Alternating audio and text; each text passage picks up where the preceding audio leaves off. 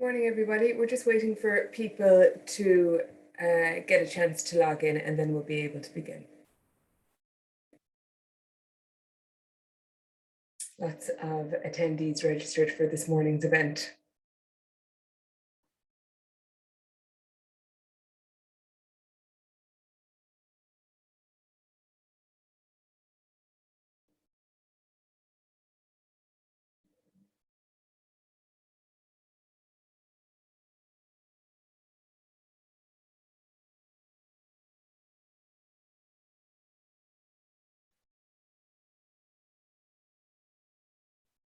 Just give it another couple of minutes for people to get a chance, folks, and then we'll get moving, okay?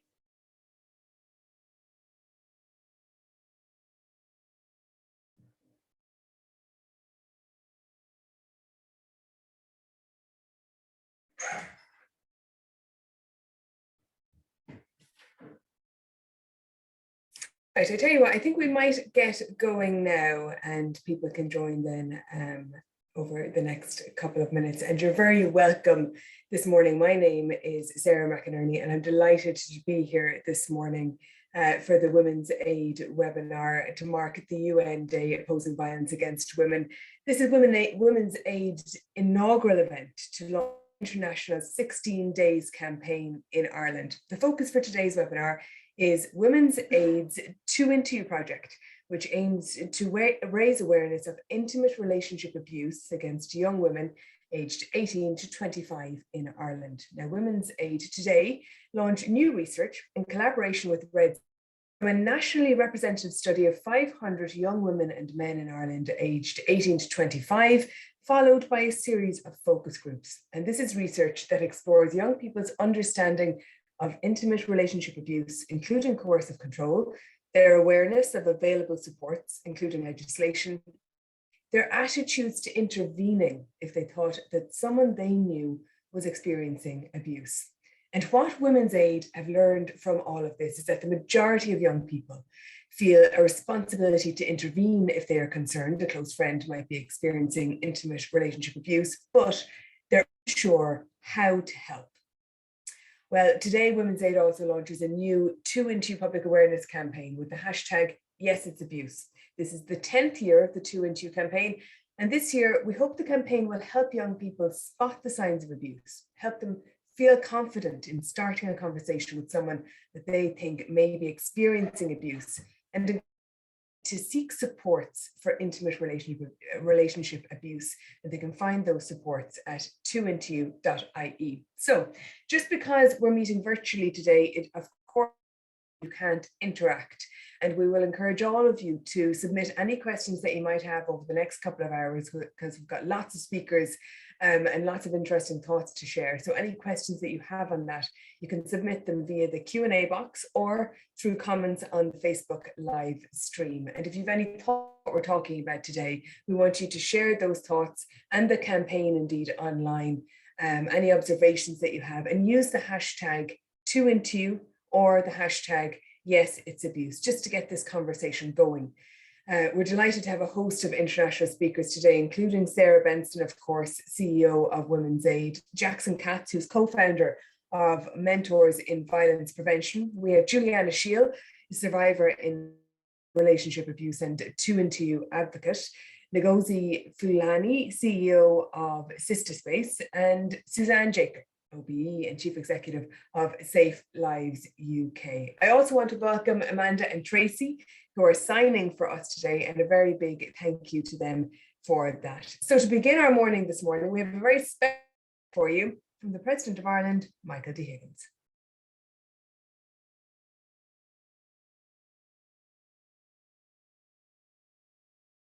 On this International Day for the Elimination of Violence Against Women, it is a pleasure to congratulate Women's Aid on their initiative in organising an important webinar, and to participate in it too, and to be doing so as they launch their campaign of 16 days of activism against gender-based violence.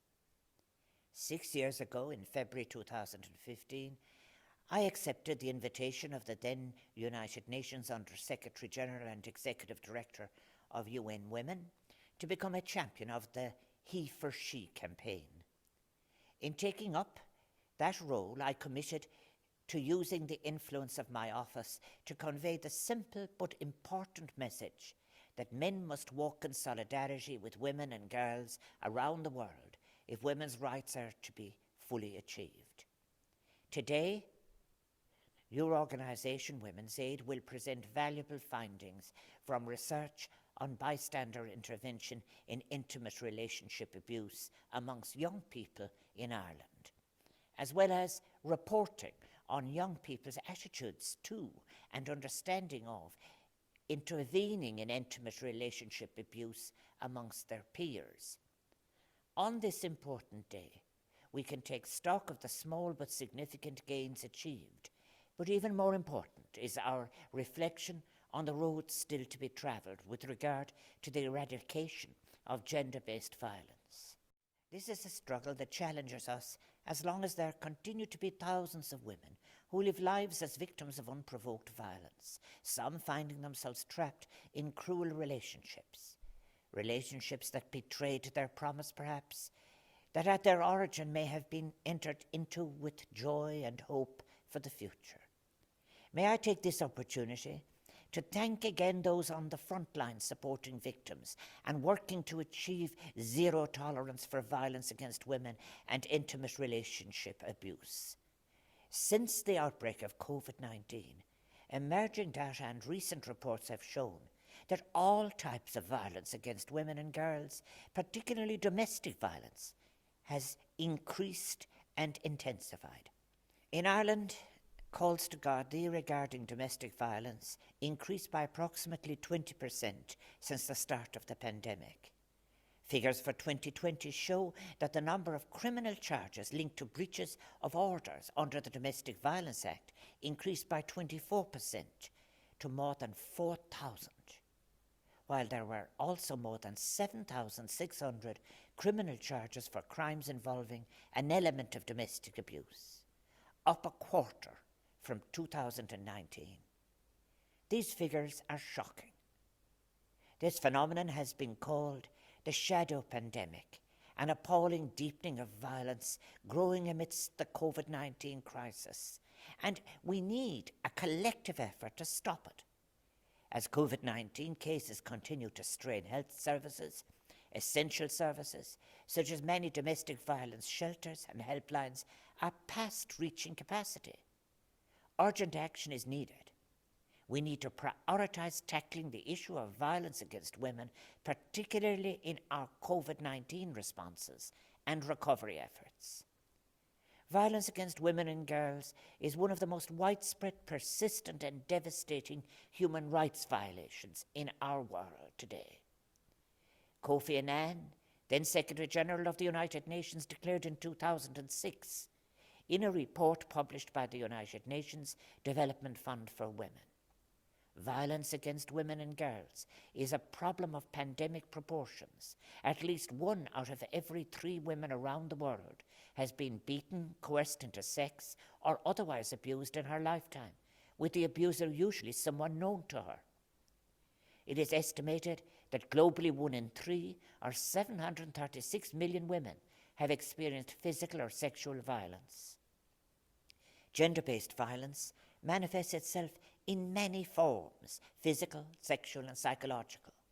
It encompasses intimate partner violence, such as battering, psychological abuse, marital rape, femicide, sexual violence, and harassment, such as rape, forced sexual acts, unwanted sexual advances, child sexual abuse, forced marriage, street harassment, stalking, cyber harassment, human trafficking, including slavery and sexual exploitation, female genital mutilation, and child marriage.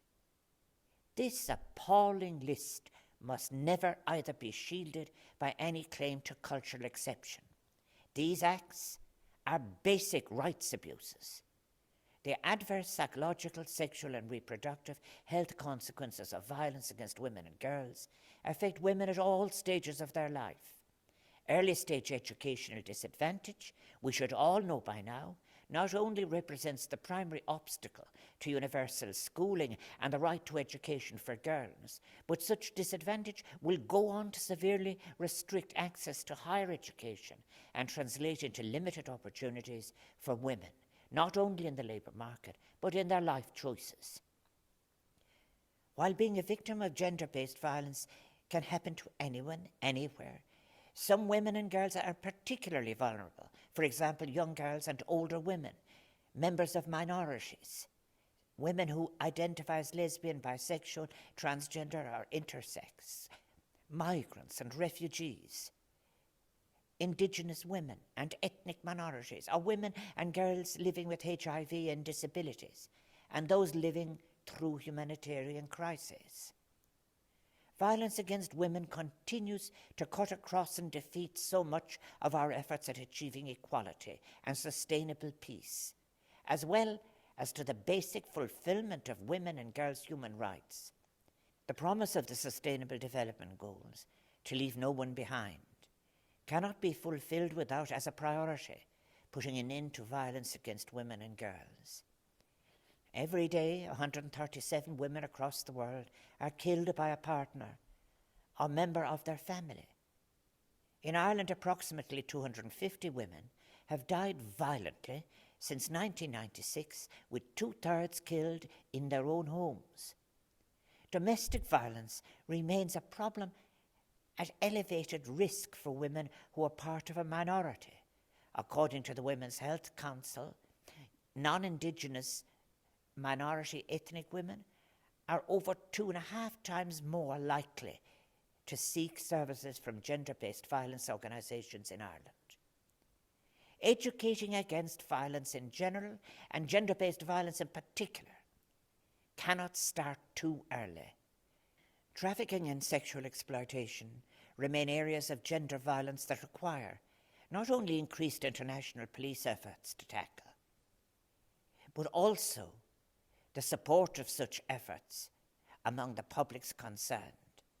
A study from the United Nations International Labour Organization estimated that 3.8 million adults and 1 million children globally were victims of forced sexual exploitation in 2016, the majority of victims being women and girls trafficked into commercial sexual exploitation.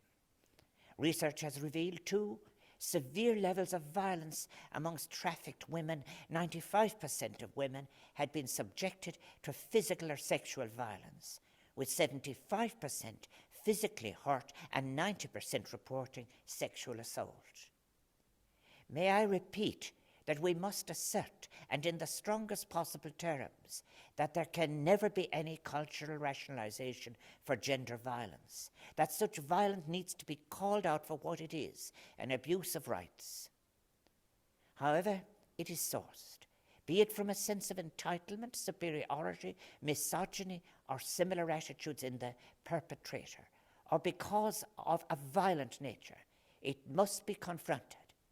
This is a discussion which must be maintained not just at the United Nations, at every level, but within and between member states. Ireland has been a long-standing champion of the women, peace and security agenda at the United Nations, and it is a key priority for our current term as an elected member of the Security Council to advance that agenda across our country-specific, regional and peacekeeping work.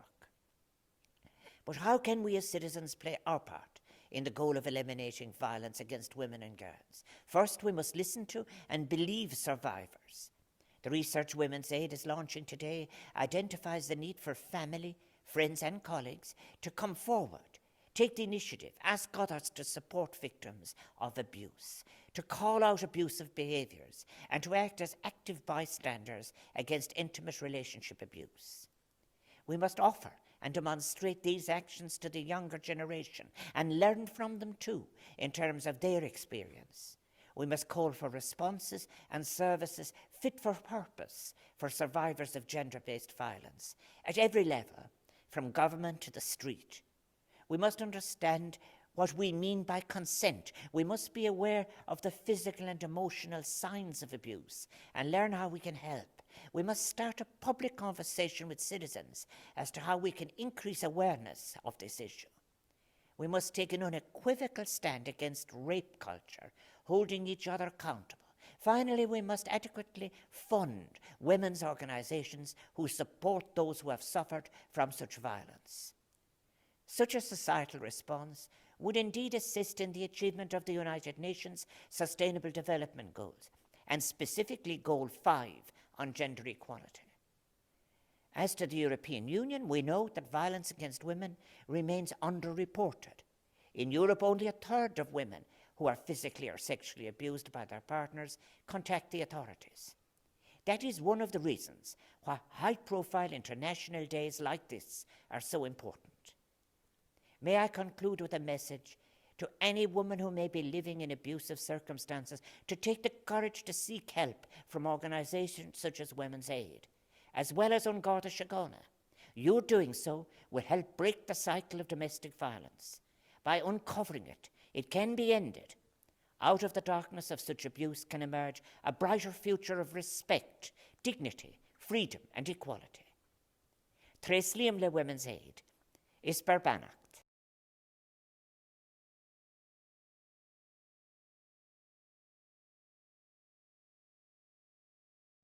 And thank you to President Michael D. Higgins for a really impassioned speech there, calling on people ultimately to listen to survivors, to believe them, and to try and help them get them the supports that they need. Well, in a moment now, we're going to speak to Sarah Benson, CEO of Women's Aid, who's going to give you an overview of the new research from Women's Aid and also the TooIntoYou campaign that's being launched today. But first, we have a message from Minister for Justice, Helen McEntee.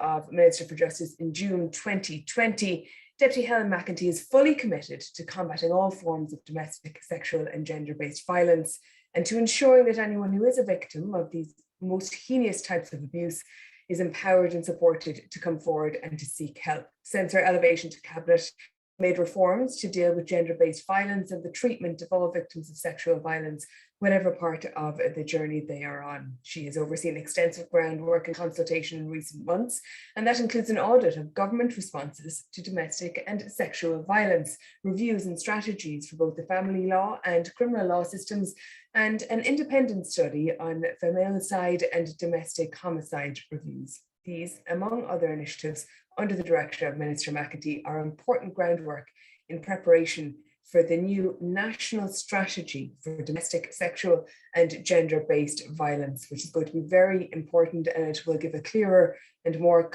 comprehensive articulation of the government's concrete plan and strategy to prevent and combat this huge problem. So let's hear now from Minister Helen McEntee.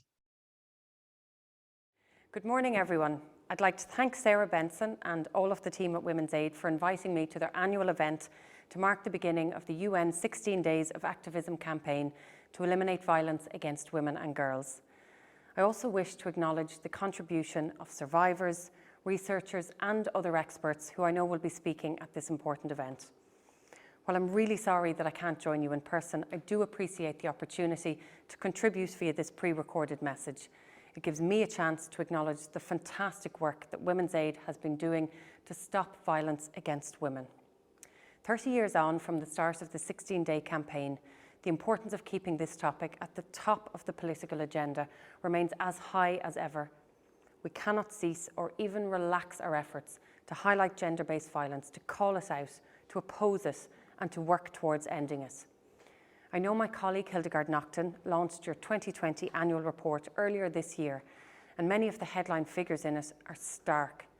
More than 29,700 contacts to Women's Aid, during which more than 30,800 disclosures of abuse against women and children were made. Almost 25,000 disclosures of domestic violence, including coercive control against women, and some 340 disclosures of rape made to the Women's Aid helpline.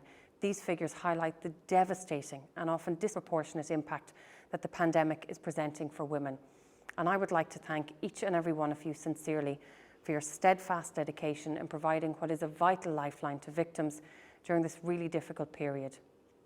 The findings of the TooIntoYou campaign, which have already been released, provided a real insight into the number of young people who suffer intimate relationship abuse.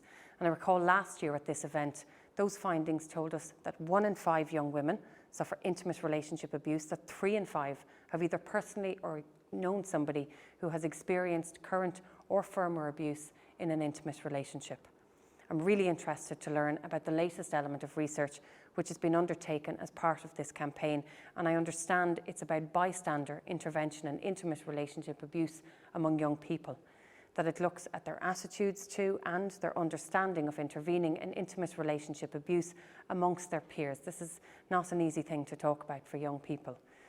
Working to empower bystanders by helping them to recognise the signs of domestic abuse, to intervene when it is safe to do so, is such an important strand of working to combat all forms of domestic, sexual and gender-based violence. As well as the importance of the research that you are undertaking, the initiative Women's Aid announced this week to work with hairdressers so that they have the confidence and the understanding to talk to their clients if they're concerned for them.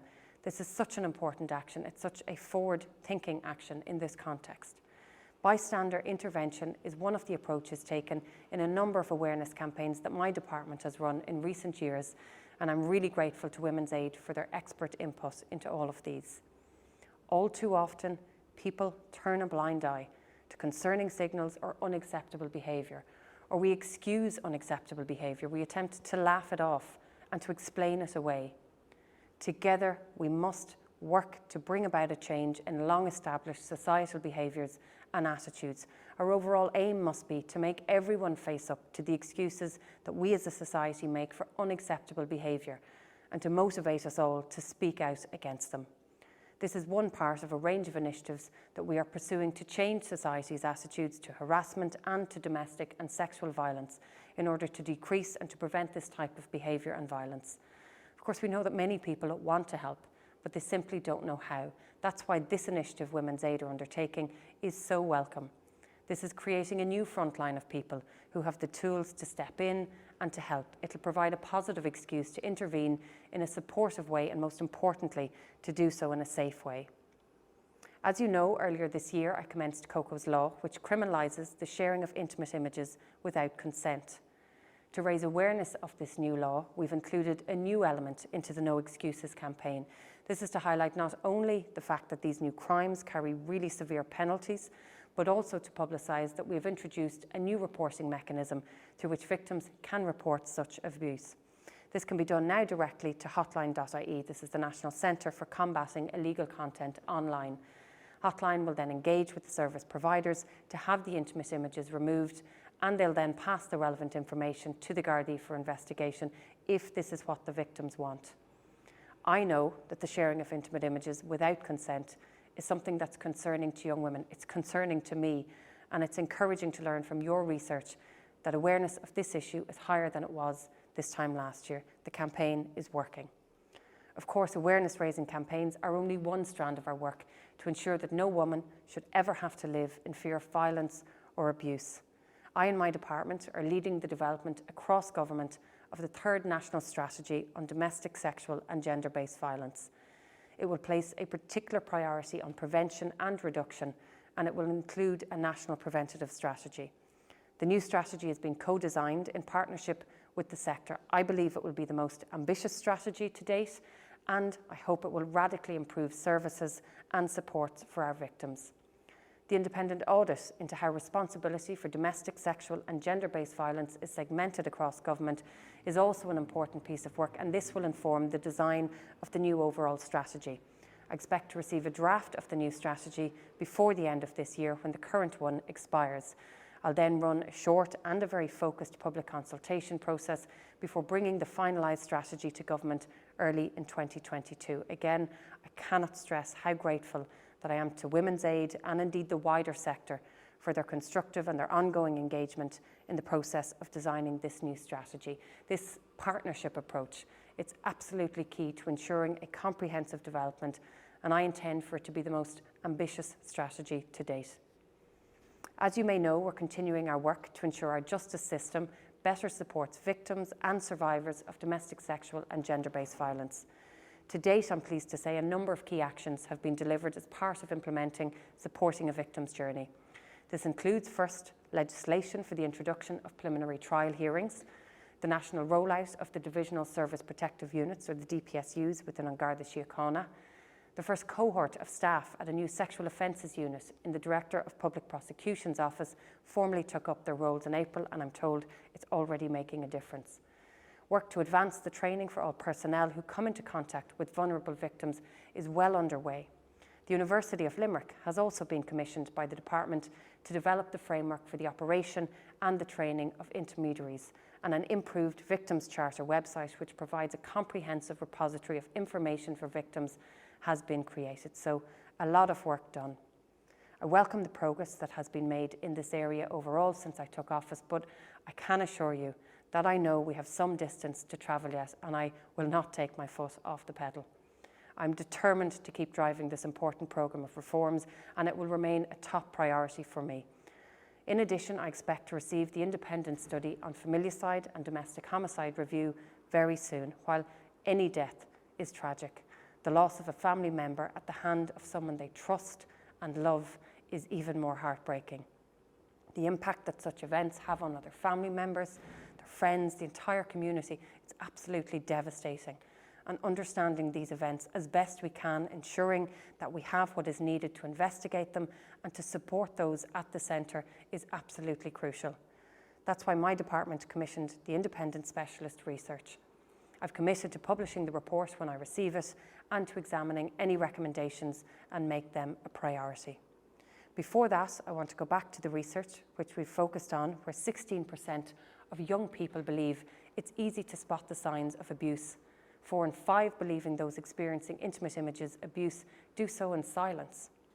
This really shows how important it is to support young people of all ages to speak out, to provide safe spaces for them to do so. I know Women's Aid do great work in this area, but it's not something that any organisation can tackle alone. We need to make sure that the societal shift in thinking and understanding happens, and I referred to this earlier.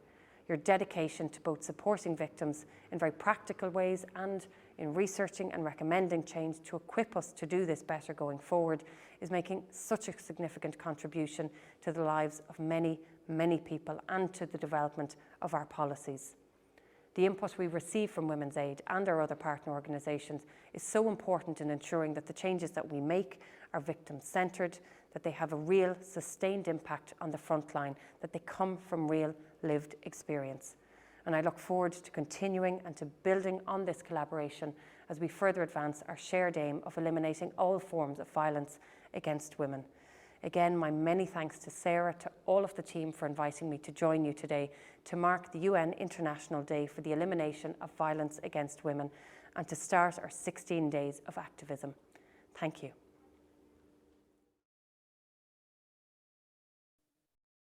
A very passionate message there from Minister Helen McEntee, and outlining, I think, as well, very comprehensively what it is that the government is trying to do to try and combat all the various elements of both domestic violence and coercive control and understanding of abuse.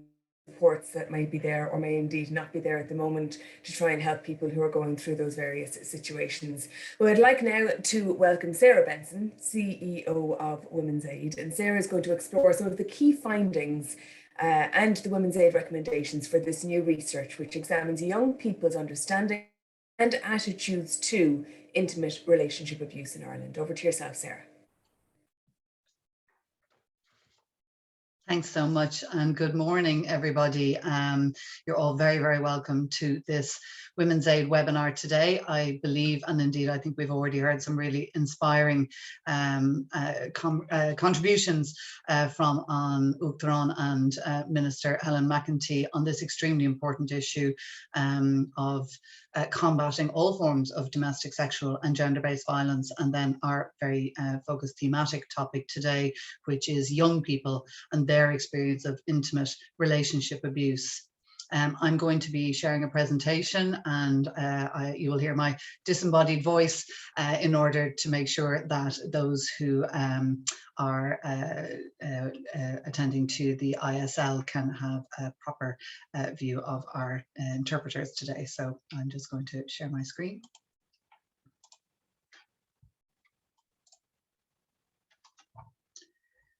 So For those of you who are unfamiliar,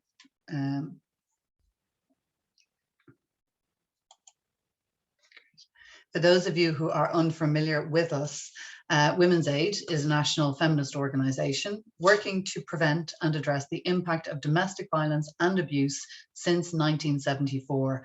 And the way we do this is by advocating, influencing, training and campaigning for effective responses to reduce the scale and impact of domestic abuse on women and children in Ireland, and through providing high quality, specialised integrated support services. Before I start on the substance of my presentation today, I'd like to thank you, Sarah, for your kind introduction and also for giving your time today to chair this event.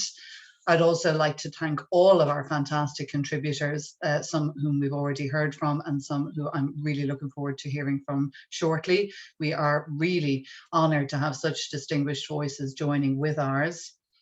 And I'd also like to take a moment just to acknowledge our fantastic team here in Women's Aid, from our deeply dedicated frontline teams to our expert trainers, our board, our wonderful administrative support staff who basically keep the whole show on the road, and to our amazing strategic communications team who put this event together here for us today.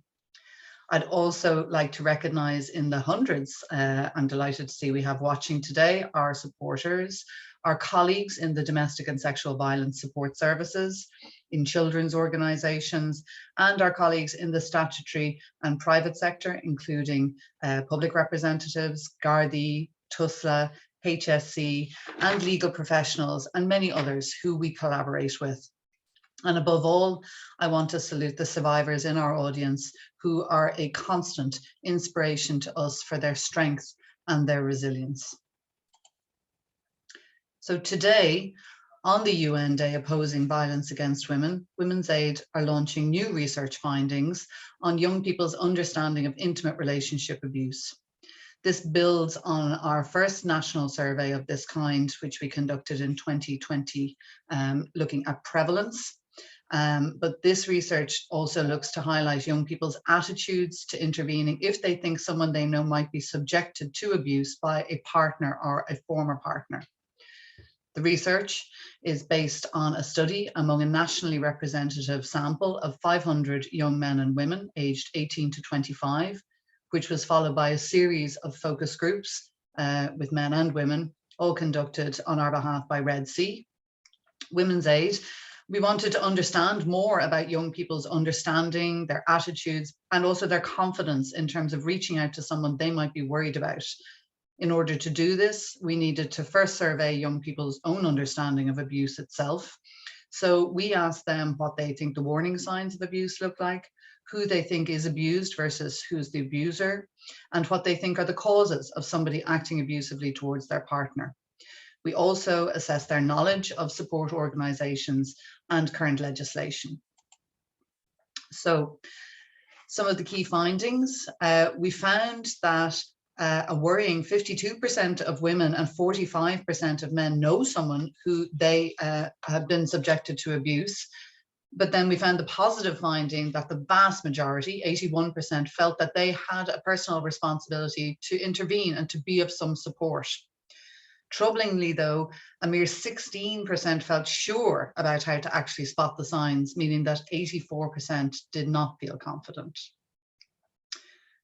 Women's Aid also found that targeted public awareness and continued targeted public awareness, acknowledging the Minister's work and that of her colleagues in the department to already kind of try and progress this.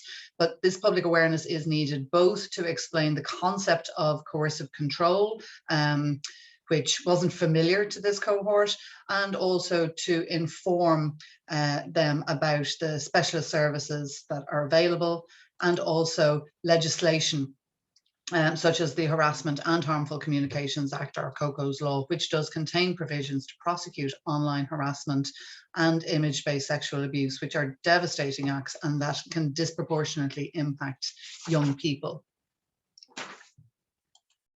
So young people, we recognise, are crucial allies for anyone experiencing abuse in their peer group. However, the findings of this national research show us that while young people do feel a genuine responsibility to look out for their friends who might be experiencing abuse, they do have concerns about making the situation worse and keeping their friends and loved ones safe. There is an awareness gap, therefore, on the causes and warning signs of abuse amongst young people.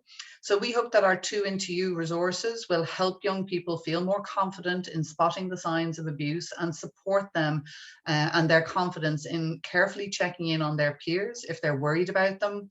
If young people are empowered, we believe, and equipped, they'll be able to start that conversation with their friends and then help support them in a supportive and safe way. So we launch our TooIntoYou awareness campaign today across a number of different platforms and with the support and sponsorship of a number of editorial sites. And we want to highlight those signs of unhealthy relationships, but also to help young people feel confident as what's sometimes referred to as bystanders in starting that conversation that they think with someone they think might be experiencing abuse. And also we encourage them directly to seek supports for intimate relationship abuse themselves at TooIntoYou.ie. So we want young people to know that even if they're concerned or not 100% sure, there are still things that they can do to help someone they're worried about, because we know that friends and family can play such a supportive key role for those who are experiencing abuse to help them feel heard and to get over an abusive relationship, to make sure they feel safe and supported and believed. Young people who are worried about someone they know can access our free and confidential instant messaging support service, which is run by our helpline team on TooIntoYou.ie, or they themselves can call the Women's Aid 24-hour national free phone helpline on 1-800-341-900. Our new Help a Friend tool is now also available as part of this campaign on TooIntoYou.ie to help young people support someone that they may be worried about. In addition, our research has also found that there is a need to help young people by a little bit of myth busting some of the reported assumptions which can impede a long-term response to preventing and combating this form of abuse.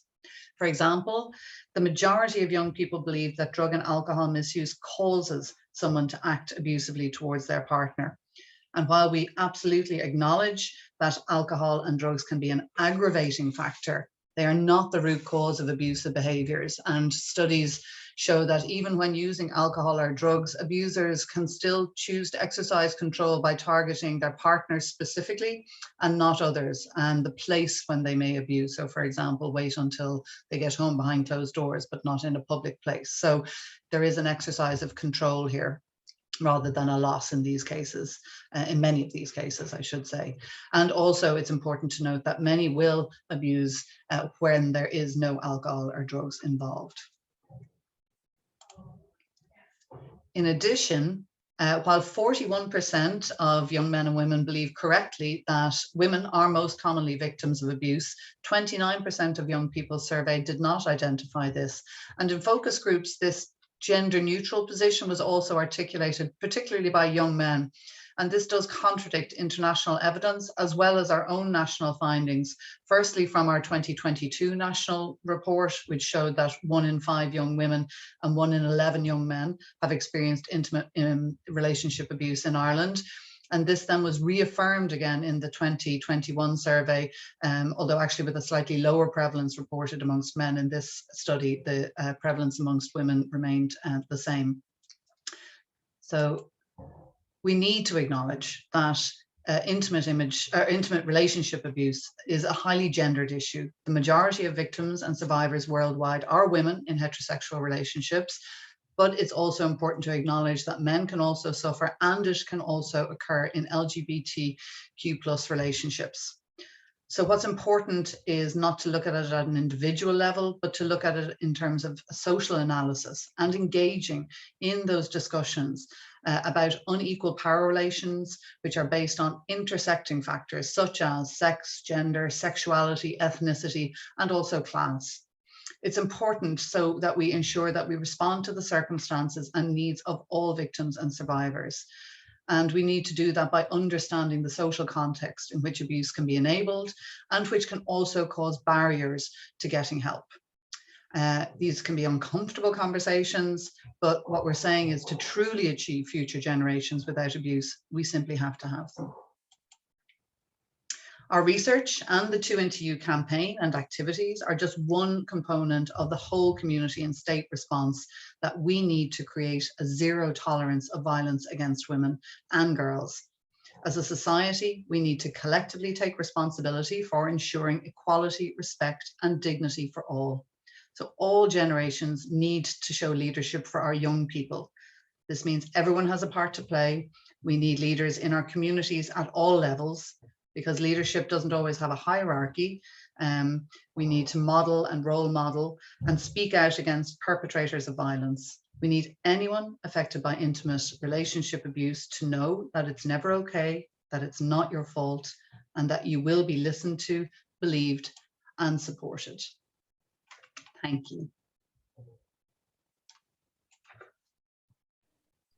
Sarah, thank you so much for that, and really, really interesting to get some more detail on that research and some really interesting insights, isn't there, into understanding of intimate abuse and coercive control, or lack of understanding when it comes to coercive control, perhaps, which is also interesting. So we'll be discussing a little bit more about all of that a little later, and we will also, as I said earlier today, we will also have time for questions and answers at the end of all of this. If you do have questions, you can get those in the Q&A box or on the Facebook live stream.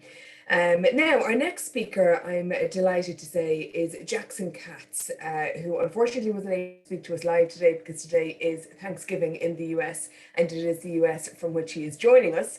He is an educator, author, and social theorist who is internationally renowned for his pioneering scholarship and activism on issues of gender, race, and violence. And he has long been a major figure and thought leader in the growing global movement of men working to promote gender equality and to prevent gender violence. He's co-founder of Mentors in Violence Prevention, one of the longest running and most widely influential gender violence prevention in America, and the first program, a major program of its kind in sports, culture, and the military. So we'll hear now from Jackson Katz. Jackson, it's an absolute pleasure and privilege to have you join us today, and I know that there's huge interest in your own particular work that you've been doing for decades now in the area of mentors in violence prevention, in terms of informing and looking at models for a bystander approach to help us combat violence against women. Can you tell us just a little bit to start just about the MVP program? What did you want to achieve? Why did you start this off? Well, I started the MVP program when I was a grad student back in the early 90s.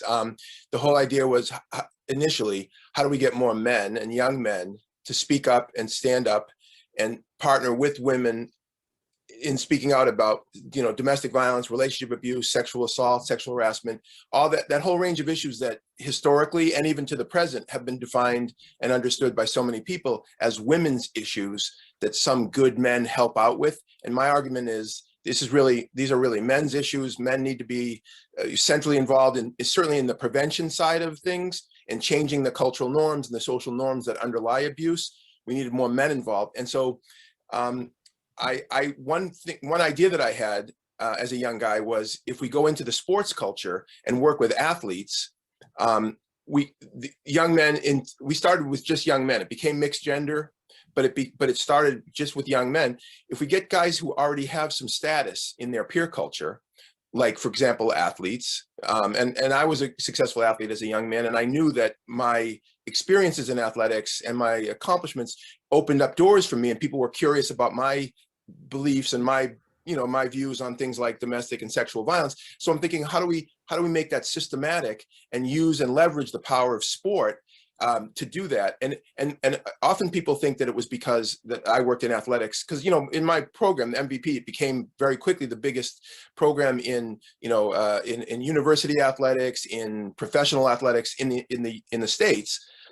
People often thought, well, that was because we had a problem in athletics of sexual assault or domestic violence perpetrated by athletes. And my argument was, yes, there was a problem, and there continues to be that problem.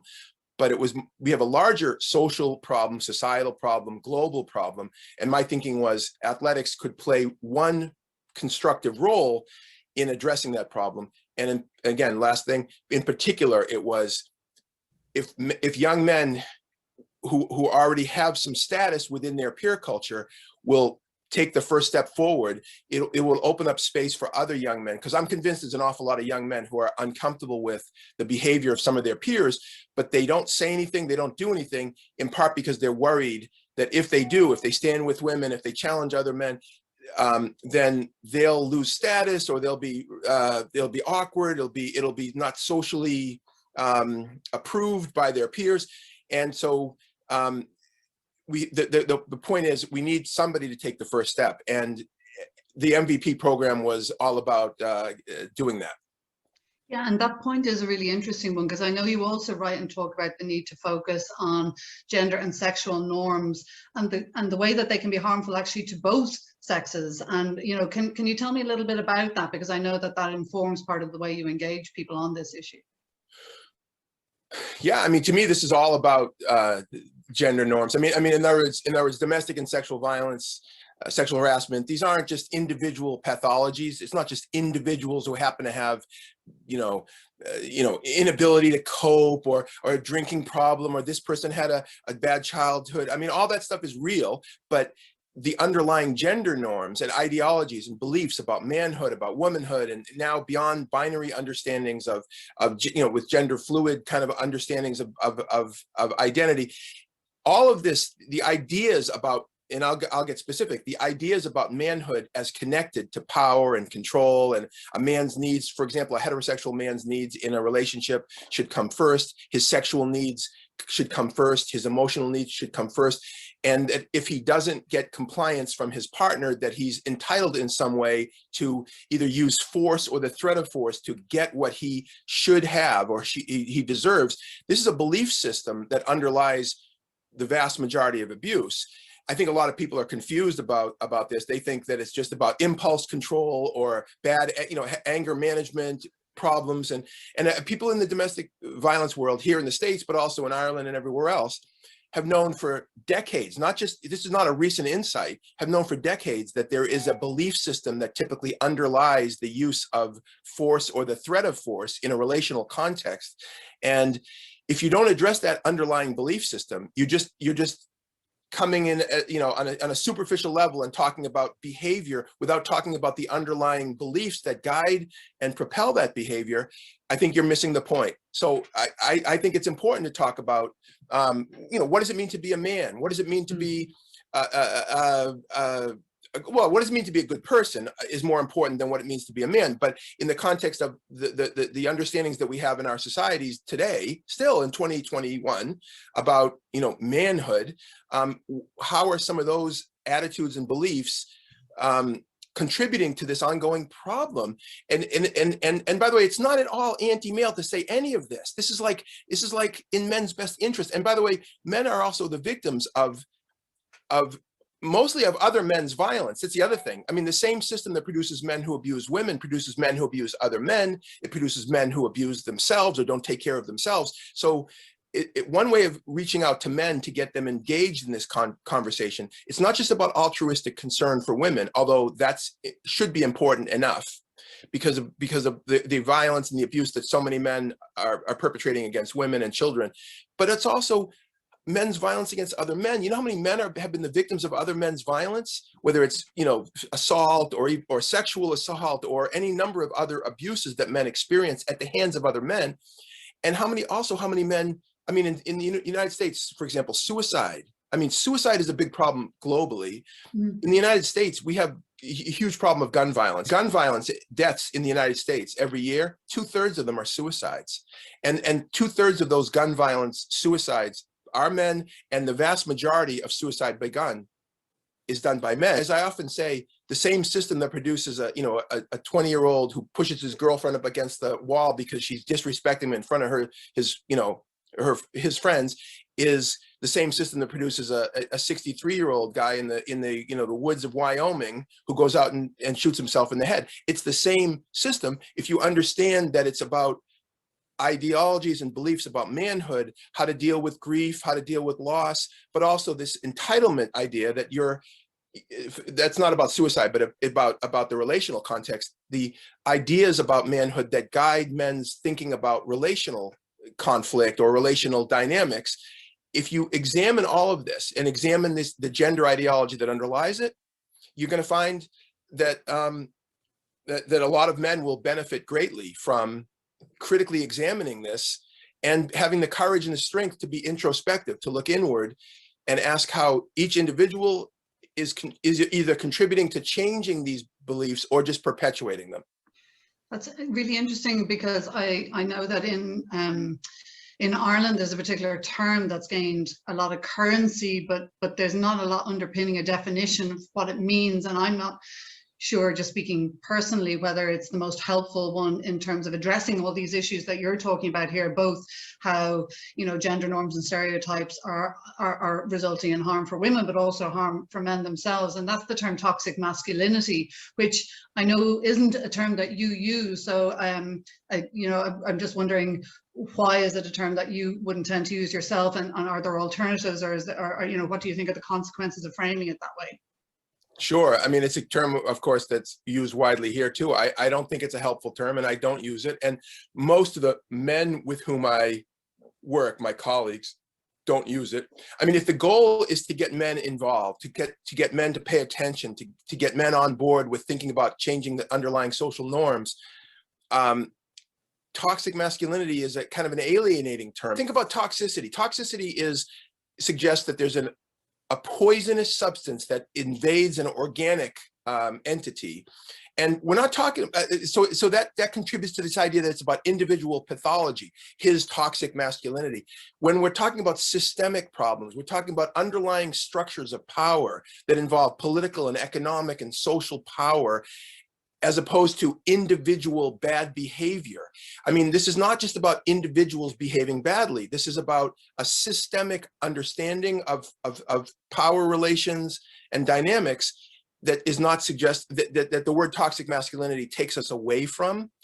And I have a problem with that. I think we need, by the way, the other thing is, I think a lot of men hear that as an attack on men in general, as opposed to a critique of certain kinds of bad behavior. And now I'm not saying that that's necessarily an accurate read of what the term means, but I think a lot of men hear it that way. And again, so I think therefore it gives us, it's an uphill fight to try to get men engaged in the conversation when they're starting out from a defensive position. Yeah, creates a barrier. You actually, you touched on something there as well, is that distinction as well. And you talk about a bystander approach.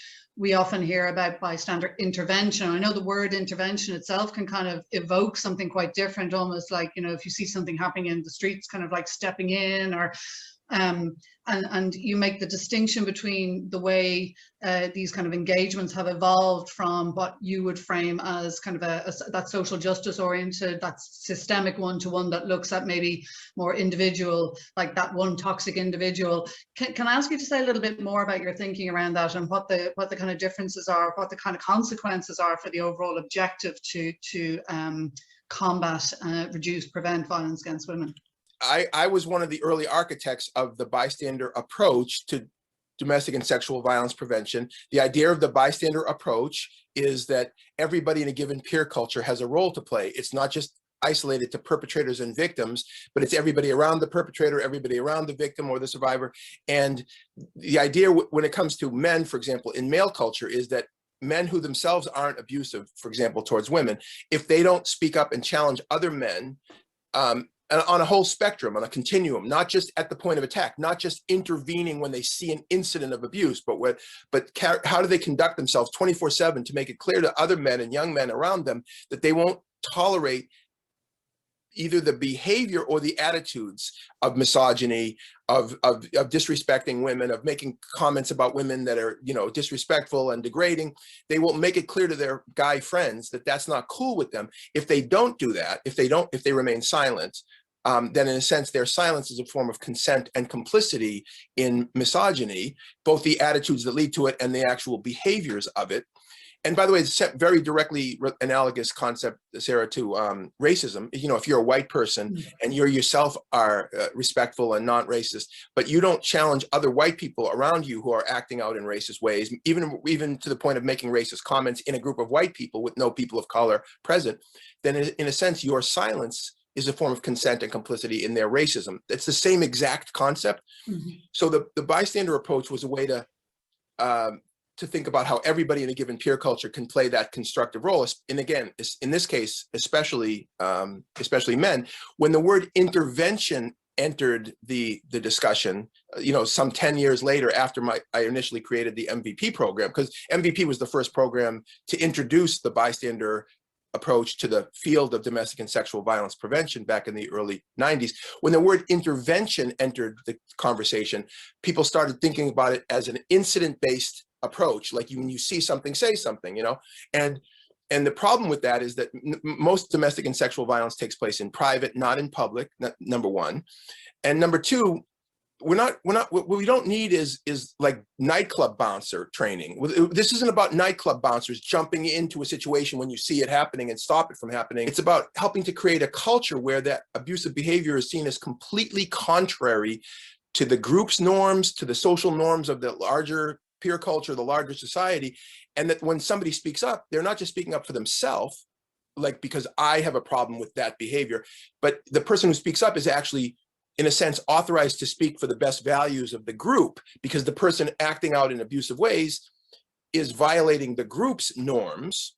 And the social justice sort of oriented approach to this would suggest that this is very analogous to racism or heterosexism, is that if you're a member of a group that has social position or advantage of some kind or privilege of some kind, if you don't challenge and interrupt the enactment of illegitimate power or some kind of abusive or oppressive behavior by members of your group, then your silence is a part of the problem. And so by talking about it in that way, that means that the discussion about how to prevent violence, how to prevent abuse among young people and older people involves not just intervening in situations of abuse, but in conducting yourself in a way that you're making it clear that any kind of disrespectful behavior is completely contrary to the group's values. It's slightly different, and it makes a big difference in terms of how we understand the problem. It's not just a problem of needing to intervene when you see a situation. It's changing the culture that produces the incident in the first place. Yeah, there's such a huge distinction there in terms of what direction that would take you, but also ultimately how effective the change is going to be, because it isn't about individuals, it is that whole social change. Right. But one of the things that, you know, to be realistic and like kind of look at how do you meaningfully engage men, in particular young men, because the reality is, and this kind of tracks back to something you've already said about, you know, the gender stereotypes can be harmful for both men and women, males, females, is that there can be really significant and serious social stakes for young men, you know, or perceived social stakes and consequences for kind of acting out, taking a lead in being that person who calls out that kind of behavior.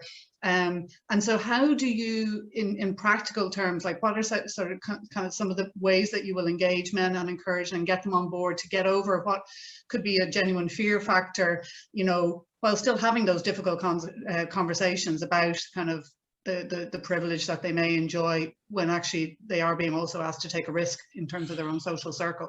Right. And another really important question, well stated. I would say this is why I call the prevention of domestic and sexual violence a leadership issue, and especially in this case for men. And by the way, you don't have to be in a formal position of leadership to act as a leader. So for example, a young guy whose friend is a guy friend is texting his girlfriend constantly. He has, and you're his friend, right?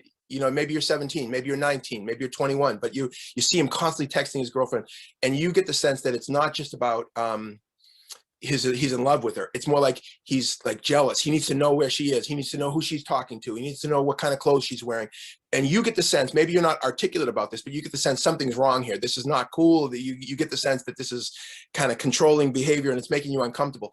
If you say something to him, and I'm not saying what you need to say, but if you say something to him and make it clear that you're uncomfortable with his behavior in some way, you're concerned about him, you're concerned about them, if you do something and say something, that's a leadership act. You're actually acting as a leader.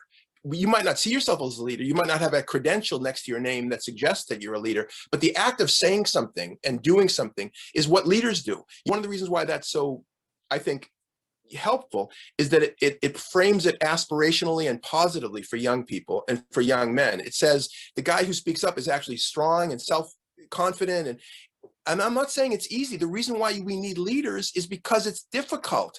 And so the default option for so many people is put your head down, pretend you didn't see what you just saw, or say things like, oh, you know, it's not going to matter what I say anyways, or I'm just exaggerating. Maybe it's not really so bad, and you know, put their head down. And so one of the things I think, Sarah, that we need to do in terms of if we want young men to take some of those risks in their relationships and their friendships and their circles, they need to see older men doing it. They see their fathers and uncles and teachers and coaches and men in the public life as well as in their personal and family life. It's not fair to put the burden of leadership on the shoulders of, you know, boys and young men who have intense pressures on them to conform to certain kinds of norms. I think that it's really unfair to put the burden on them if adult men aren't willing to do it themselves. So I think one of the solutions to, you know, youth violence and specifically, you know, relationship abuse among young people is adult men having the courage and the strength to model the behavior that they expect, or we should all expect, of young people. That's really interesting because it kind of flows into my next question, because this can be one of the scenarios that can present itself, and you've already recognized in your own work that social justice education processes, be it anti-racism, be it, you know, anti-violence against women, be it anti-homophobia, they can run into some difficulty where you will have some, not all, but some members of the more relatively privileged groups, so that could be, you know, white, male, heterosexual, that they may feel and may respond and act defensively. So you talk about inviting, not indicting men to be involved, but, you know, how do you manage that? Like, what are some of the practical engagements while still managing to, you know, kind of, you know, hold that authentic need to actually say that this is a hard conversation, it is an uncomfortable conversation that we got to have, that you got to get past this, but how do you invite them to do that? Well, one thing I would say is we have to distinguish between guilt and responsibility. And I think because a lot of times when people who are white, people who are men, people who are heterosexual, heteronormative, hear some of these conversations, they think, oh, they're just trying to make me feel guilty for being a man. You know, this happens a lot in the States here, especially around racism, you know, and the discussion, the ongoing discussion about racism is you have some white conservatives and others who are saying, you know, this is just guilt tripping white people, and you're making our kids feel guilty for being white, which is, by the way, not the case. Okay, so there's a difference between guilt and responsibility. And I often say, I don't feel guilty for being white. I don't feel guilty for being a man. I don't feel guilty for happening to be, you know, heterosexual. That's silly. That's who I am. I was born, you know. I feel responsible, however, as a white person in a racist society to speak out against racial injustice, or I feel like I'm a hypocrite, because if I say I believe in justice and fairness and yet I don't do anything about it, then in a sense, I'm a hypocrite. I feel responsible as a heterosexual person to speak and challenge heteronormativity and heterosexism in all its manifestations. And I certainly feel responsible as a man to speak out about men's violence against women, which is a pervasive problem. It harms women and children, of course, men as well. Globally, it's been thousands of years. I mean, I feel responsible as a man. That's an inviting, you know, frame, if you will, responsibility versus guilt. That's one way to put it. The other way to put it is we just have to sit with the idea that sometimes it is going to be uncomfortable. You know, the late, great John Lewis, who was a pioneering civil rights activist, and then he became, in the United States, an African-American man who marched with Martin Luther King. It's the Selma, and he was a major figure. John Lewis used to say he wants people, and especially young people, to get in good trouble, necessary trouble. And what he meant by good trouble, necessary trouble was when you stand up for justice, when you challenge systems of injustice, there's going to be some conflict because systems don't want to change. But if you want those systems to change, you have to take some risks. And that's what he meant by good trouble, necessary trouble. Well, I'm also an educator. I'm an activist, but I'm also an educator. And I borrowed his phrase, if you will, and I've changed it a little bit to say, we need young people and older people to get into places of good discomfort, necessary discomfort. In other words, some men are going to feel discomfort when challenged with thinking about the ways in which they participate in a culture that produces incredible suffering, especially for women in this case. It's going to be some discomfort, but that's okay. I don't think that's a reason to shy away from it. I think you need to go into it and move into it and figure out, okay, how can I align my behaviors with the values that I claim to believe? You know, if I claim to believe in fairness, for example, and nonviolence, and that women have every bit the rights that men have, and yet I look around me and I see that's not happening at all, what can I do about it? And by the way, I do want to emphasize, Sarah, especially for the young men who are listening, or people who have young men in their lives who hearing what I'm saying, I think an awful lot of men and young men agree with an awful lot of what I've been saying. I don't think that every time a man speaks up, he's somehow going to be completely isolated. I don't think that's true. I think there's an awful lot of men who are really uncomfortable with the behavior of some of their peers. And when a person does take that first step and speaks up, he's often speaking not just for himself, he's often speaking for others. And again, that's what leaders do, right? And so I feel like I'm in a position to say this because I've been working with men and young men. There's an awful lot of men who have who look powerful, who are strong in many ways, but who are real uneasy about this subject matter. But when they hear others talking about it, when we create space for them to, you know, to hear other men as well as women and others talking about this subject matter, a lot of men feel, I think, a sense of relief. Finally, somebody's saying some of this stuff.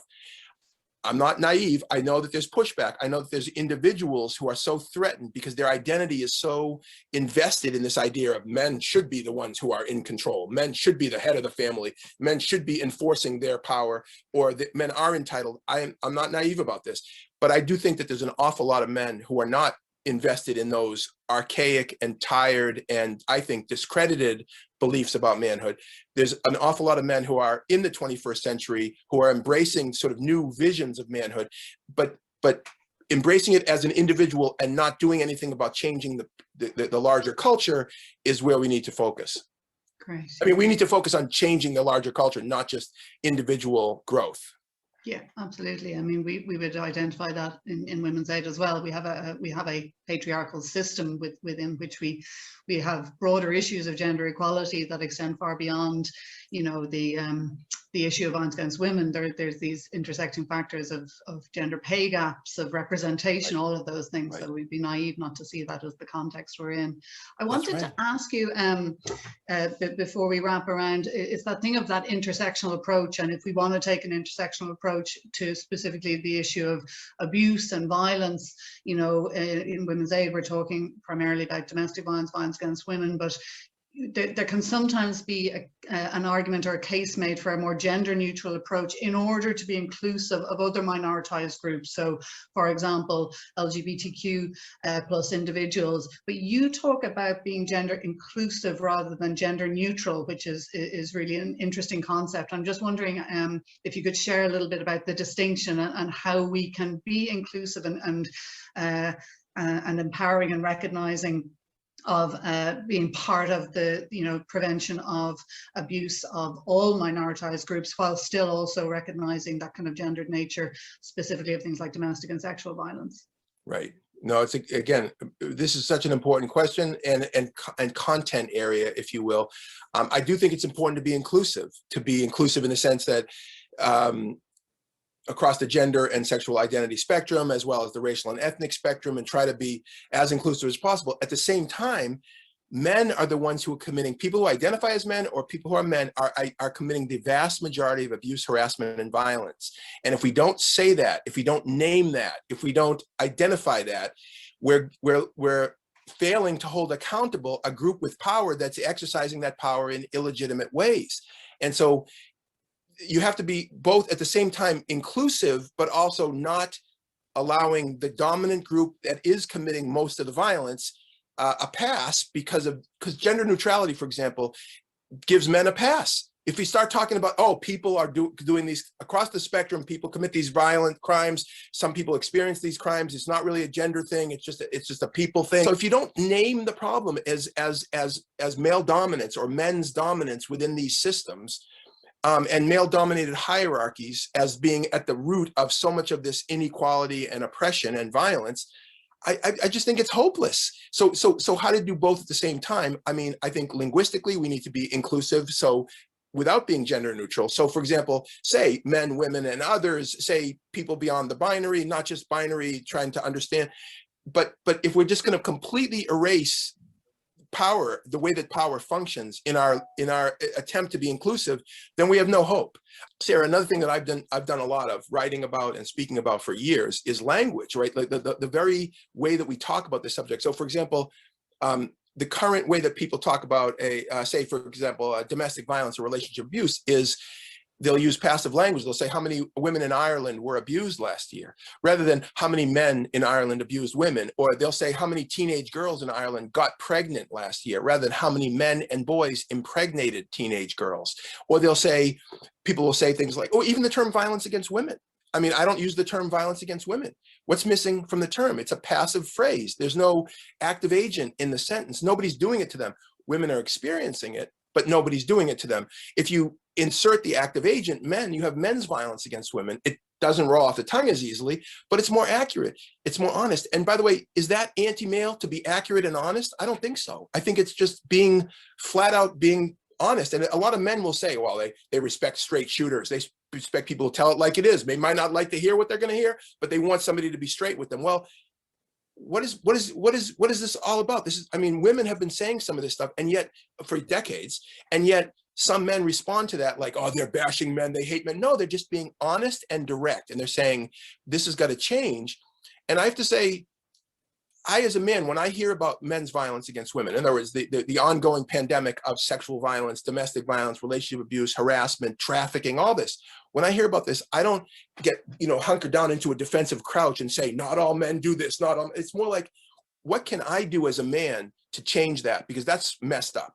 And I'm not comfortable, and you're not going to do it in my name. In other words, men are not going to commit these behaviors in my name, in a sense, because as a man, I'm offended by this, and I'm outraged by it, and I'm not going to remain silent.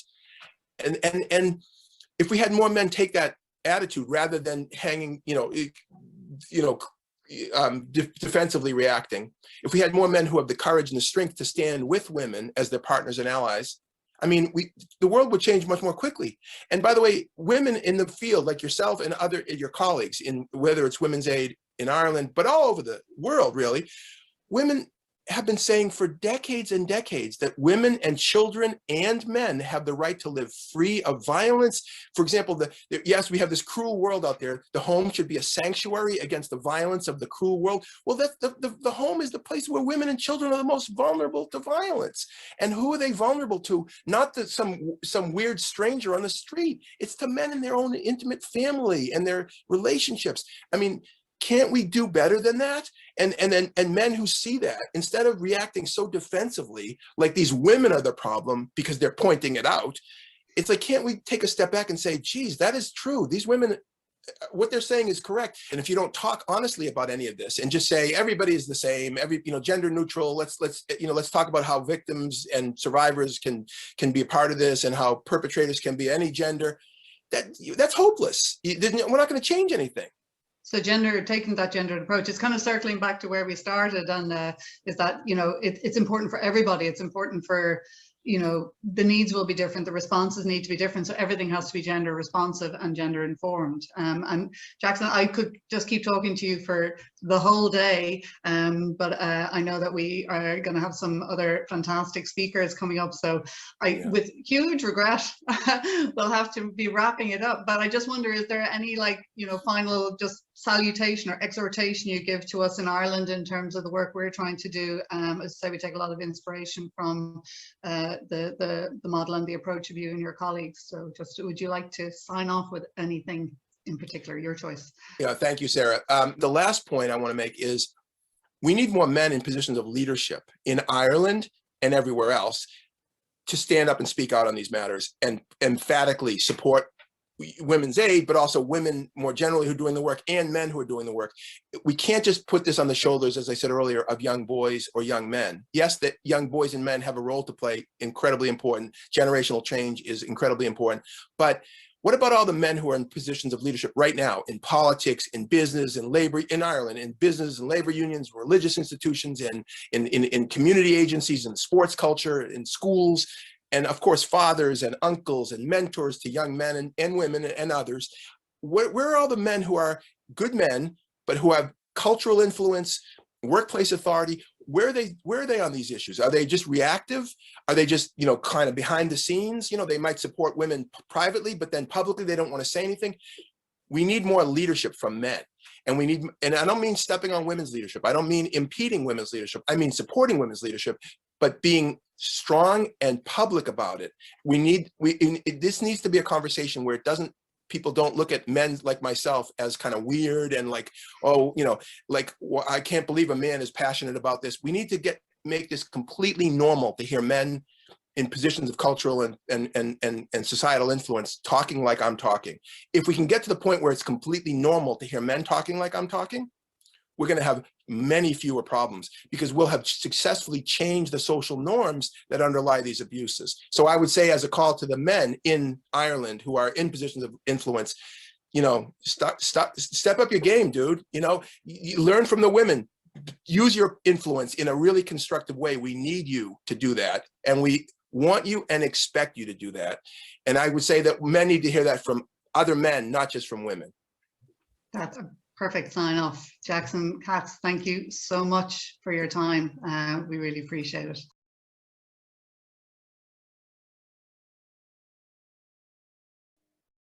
Well, wasn't that absolutely fascinating and so interesting as well to hear from Jackson about the importance of language? And I think we all know how important language can be when we're talking about abuse and violence and coercive control, but even this idea of men's violence against as opposed to the passive phrase, or the bystander approach as opposed to the bystander intervention. Really, really, really interesting. And our thanks again to Jackson for joining us this morning. Now, next up, we have Juliana Shiel, who is a survivor of intimate relationship abuse and an advocate for women's aid to. Now, Juliana is an artist and model, and she bravely shared her story of abuse as part of the TooIntoYou campaign in February 2021. And no doubt many of you remember that at that time. So we're very honoured to have her back here today to speak about the importance of bystanders, just as Jackson was speaking about there, and also the importance of friends and family in supporting those who are experiencing intimate relationship abuse. So we'll hear now from Juliana. Thank you, Sarah. So yeah, as Sarah said, I am a victim of intimate relationship abuse. I was in a 2-year relationship when I was in college. I'm 24 now, so that was 3 or 4 years ago. And I'm just going to share some on my experience with bystander awareness and with women's aid. So what I found helpful when I was trying to reach out, I think looking back when I came out of that relationship, I was really trying to find women that had been through what I'd been through to identify with them. I was on YouTube watching TED Talks and reading articles about women who were domestic violence victims. And I don't think I ever contacted Women's Aid initially because I thought that my situation wasn't bad enough, as in I never suffered broken bones, and now I was out of the relationship, so I was no longer in immediate danger. So I think I considered at the time Women's Aid a service for people who needed help right now, and I didn't want to use up that resource because I was definitely comparing my situation to the worst case scenario. So I think 6 months after that, when I finally did contact Women's Aid, they made me feel like my experience was just as valid as anyone else's. And obviously what I'd been put through was illegal and domestic violence. I think I was putting this kind of distance between me and the trauma that was the relationship, and it became smaller in my head, and it seemed to be affecting me less and less because I was kind of pushing it down. And I started to feel like what I'd gone through wasn't that bad, but it was definitely coming up in forms of anxiety and depression, and it was really affecting my my relationships and my everyday life. So Women's Aid suggested that I started therapy, and after I revisited incidences, I realized that I actually had been through a great deal, and I kind of started to block it out because I was trying to move on with my life. So when I told the people closest to me, obviously they were shocked. Although they did believe me straight away, it's obviously a very intense thing to hear about someone that you care about. My ex-boyfriend was a very charismatic person, like so many of these abusers are. And he was quite close to my friends and family. So it was kind of hard to believe. I think I wanted people to be on my side straight away. And I think when they weren't, it kind of hurt me. So I kind of stopped telling people for a while. I think it was easier to keep it a secret and assume people would believe me rather than actually testing that theory. I did feel like I had space to share with my friends and my family, but people do tend to have quite an awkward reaction. They don't know what to say or how to comfort you, and you kind of just end up discussing the same things over and over on a surface level. I would tell people the gist of what happened, and they would kind of get this awkward reaction, and it would just, the conversation would kind of end there. I wasn't able to talk about how it made me feel or how it was affecting me because I wasn't even thinking about those things myself. I definitely felt like I was starting to burden or even kind of annoy people with the story. Obviously that's not true, but that's kind of how I felt at the time. Some helpful things that my family and friends did do to help me feel supported were kind of asking questions when I was opening up. I think I spent so much time in my own head, going in circles with the same thought processes. And I know it can be intimidating to feel like you're prying when someone's being vulnerable, but having a conversation, listening, and also reacting to what they're saying and offering your opinions, it's going to give kind of a different insight, especially if someone hasn't started going to therapy. And this kind of is going to encourage people to get it out. Obviously, now I know each person is entitled to their own opinion and beliefs. And I now know I can't expect anyone to just cut ties with my abuser after I've told them. But a lot of people did, and some even communicated to him why they were doing that. And this was definitely the most powerful support I experienced, especially when men did it, like what Jackson was saying. I found women believed me straight away, but men wasn't as quick. Some things that I found unhelpful. Something that sticks in my mind was definitely when people would share on social media like pictures of him after I told them. I think it's quite bizarre that like we can hear about someone physically abusing their partner and our brains can kind of think, well, maybe that's a rumor, and then we kind of just leave it. Even I've been guilty of that in the past. When I hear something, I just kind of push it to the side. It's very hard to share your story, obviously, but when people disregard you after sharing, it's very hard. I think that does come hand in hand with being this open about the story because you are damaging someone's reputation. About bystanders, I probably told almost 100 people about what happened to me, and it took one person who was a mutual friend, a man who met up with my ex and said, I don't want to be your friend anymore. I can't forgive what you've done. And after he did that, his entire friend group, who already like they knew the whole time, decided they also probably shouldn't be hanging out with this guy. So like what Jackson was talking about a minute ago,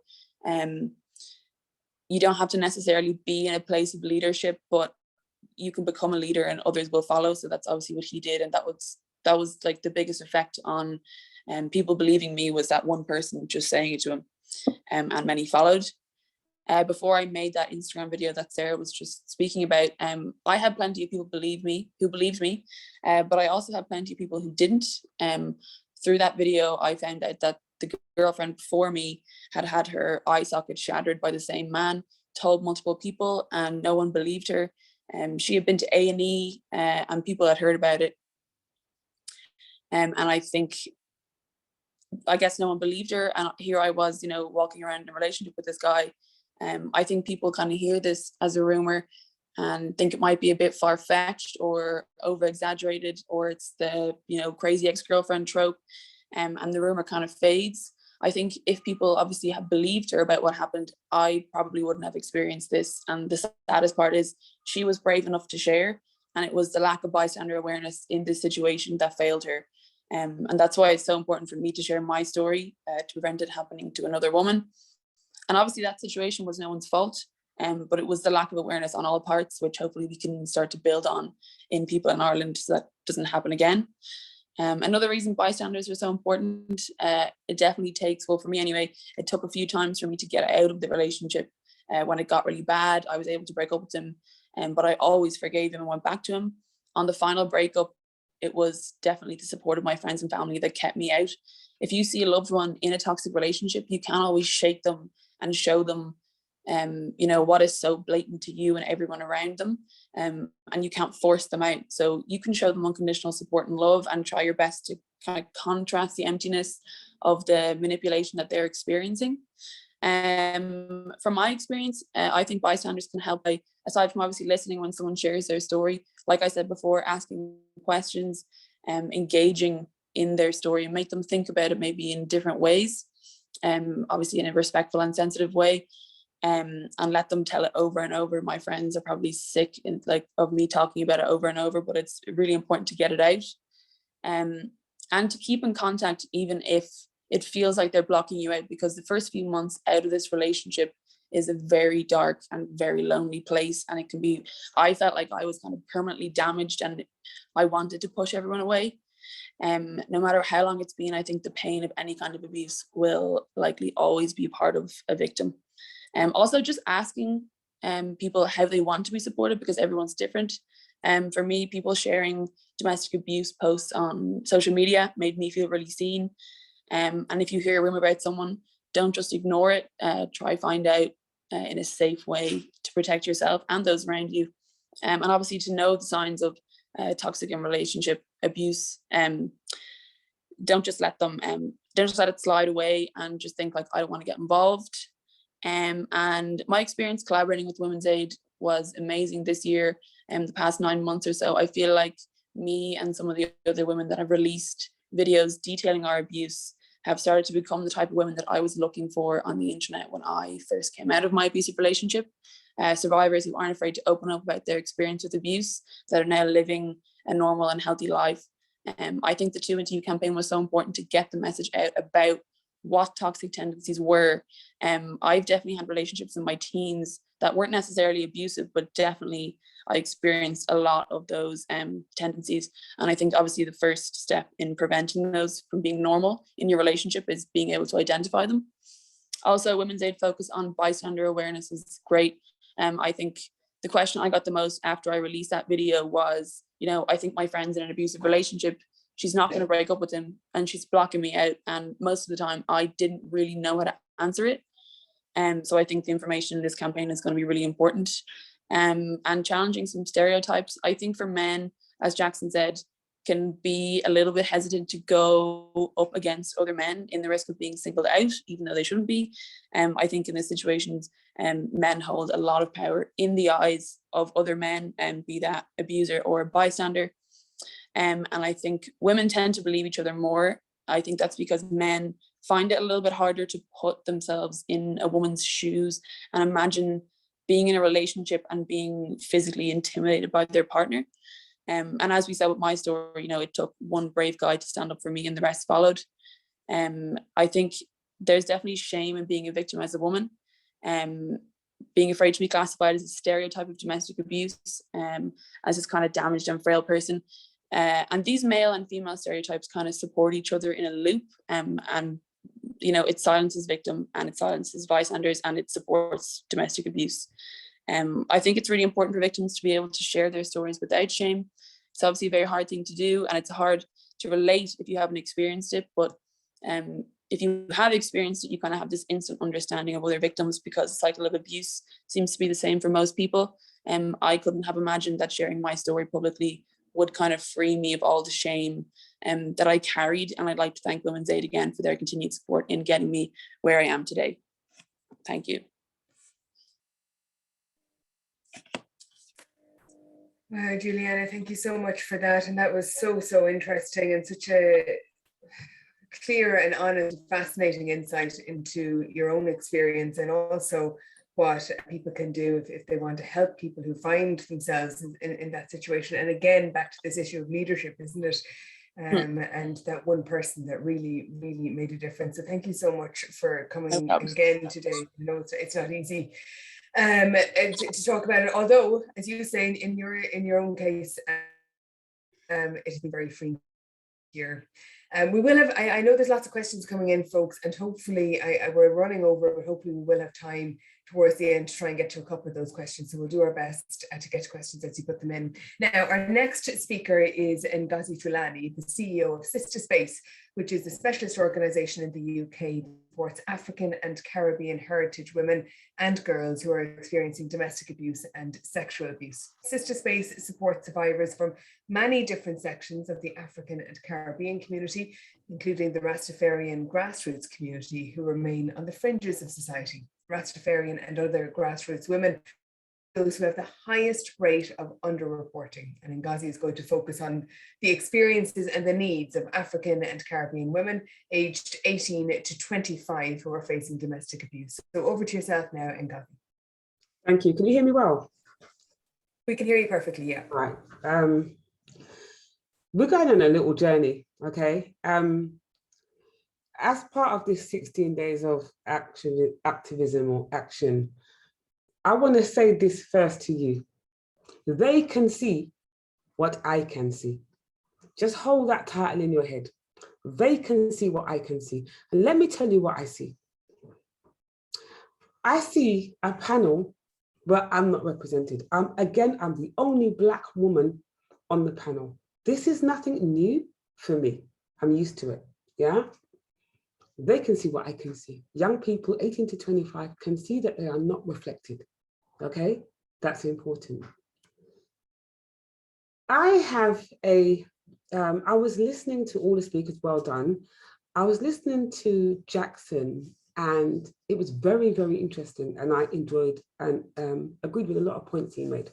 One of the things I did not understand, and this might be abstract, is the speakers have got 15 minutes, yeah, on this Women's Aid program.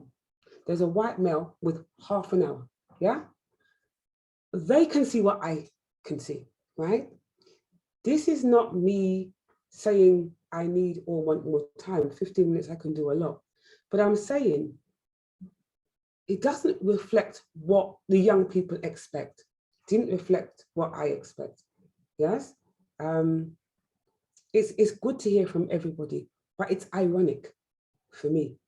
Okay, so I'll just put that point out there. So I'm based in London and a lot of the service users that we support, being a charity that supports African and Caribbean heritage women and girls, is mainly young Black people we see. Well, we see all ages, but we're talking about the young people. And I'm gonna ask you, do you think it's important that the young people understand how they're perceived? What you think of the young Black people who may be victims of domestic abuse? So then I have to ask you, what do you know? I've heard talk about research, targets and all that. And my question then would be, who are you asking the research questions to? Is it to a BAME community? Because we're now going to go into name calling, right? We are described as coloured, Afro-Caribbean, BAME, whatever that is.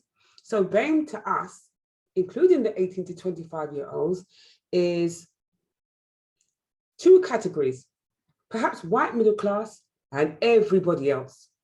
Everybody else is in this BAME category. You look in this category, you find everybody in there, okay? So what do you know about the young Black people? I don't know too much about Ireland. All I know, having been brought up in Kilburn in an Irish area, hearing the phrase, no Blacks, no Irish, no dogs. I grew up with that. So we're looking at racism, but we're also looking at racism within the violence against women and girls sector. And it's an ugly conversation. And I heard Jackson say that we need to be having uncomfortable conversations. That's something that I'm a fan of, because until we have these uncomfortable conversations, nothing's going to change for us. Yeah? So we talk about the stereotypes. I've mentioned the name calling, because that's what it is. Yeah? Dealing with some of organizations for young people is like going through further abuse. Oftentimes you will come across somebody who doesn't only not look like you, but clearly doesn't understand your culture if you're from the African and Caribbean heritage community. Do you think that impacts? Yeah, it does. So I think it's important that professionals understand that they don't understand. All right, so we're asking about 18 to 25-year-olds, what do they think the services that are available? How can we help them? First of all, you need to see them. See them. Then listen to them and understand them. I'm going to go on a tangent a little while. I'm going to show you very briefly, because we have our PowerPoint presentations, but I purposely decided I'm not going to do this today. I'm going to talk to you directly, yeah? But I brought some of my friends with me. This is an African heritage doll, a black doll with hair that's very different from the majority of people that would be listening and possibly on the panel. What difference does that make, you might ask? If I present in front of you and you don't understand the differences as well as that what makes us the same, if you don't understand my culture, who I am and what my needs are, how are you going to do a risk assessment on me when you don't understand the risks? I'll give you an example, yeah? Many people I know, and I'm making assumptions, but this is based on years of delivering training, can wash their hair 10 or 15 minutes before they go to work. Me, if I wash my hair, I've got locks down to my shins, yeah? If I was to wash my hair, you wouldn't see me today or tomorrow. My hair becomes saturated. I can't hold my head up. Our hair textures, our skin, right? Our needs are different. I, as an 18 to 25-year-old, may not know enough to articulate that to someone who doesn't understand my culture. So should we be asking, what do they know? Or should we be asking, what do you know as professionals? 16 days of activism, yeah? Listen, 18 to 25-year-old young Black people, women specifically, don't usually go to the police for various reasons. We don't have time to go into, I only have 15 minutes. We're looking at cultural appropriations and cultural inappropriate behavior, yeah? We're looking at how culture plays a massive role in how young people feel that they can approach services. Because I love Women's Aid, but when I go on to certain websites, Violence Against Women and Girls website, I have to scroll down for 2 to 3 days before I could see myself reflected. If I can't see myself reflected, then you're saying that your service is not for me. So why then should I go to it? You see, Sarah Everard, I'm going to mention her because her name comes up a lot. Now, when she went missing, Sistah Space were among those who were glued to the TV for her safe return. We didn't hold up a color chart to say, is she the shade that we should be worried about? No, right? The women, the human in us. Then we heard that she'd been murdered, and then we heard how she died, and we were affected, went to every vigil. But you know what we saw? We saw that when it comes to white victims of domestic abuse, there is a different energy and a different support and media and everything. But when it comes to Black victims of domestic abuse, right? Nobody knows. Nobody knows. Yes?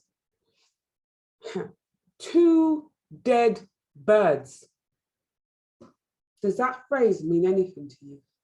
So yesterday on the news, we heard more and more about these officers who came across the bodies of Bieber and Nicole, took selfies with them, called them 2 dead birds. So even in death,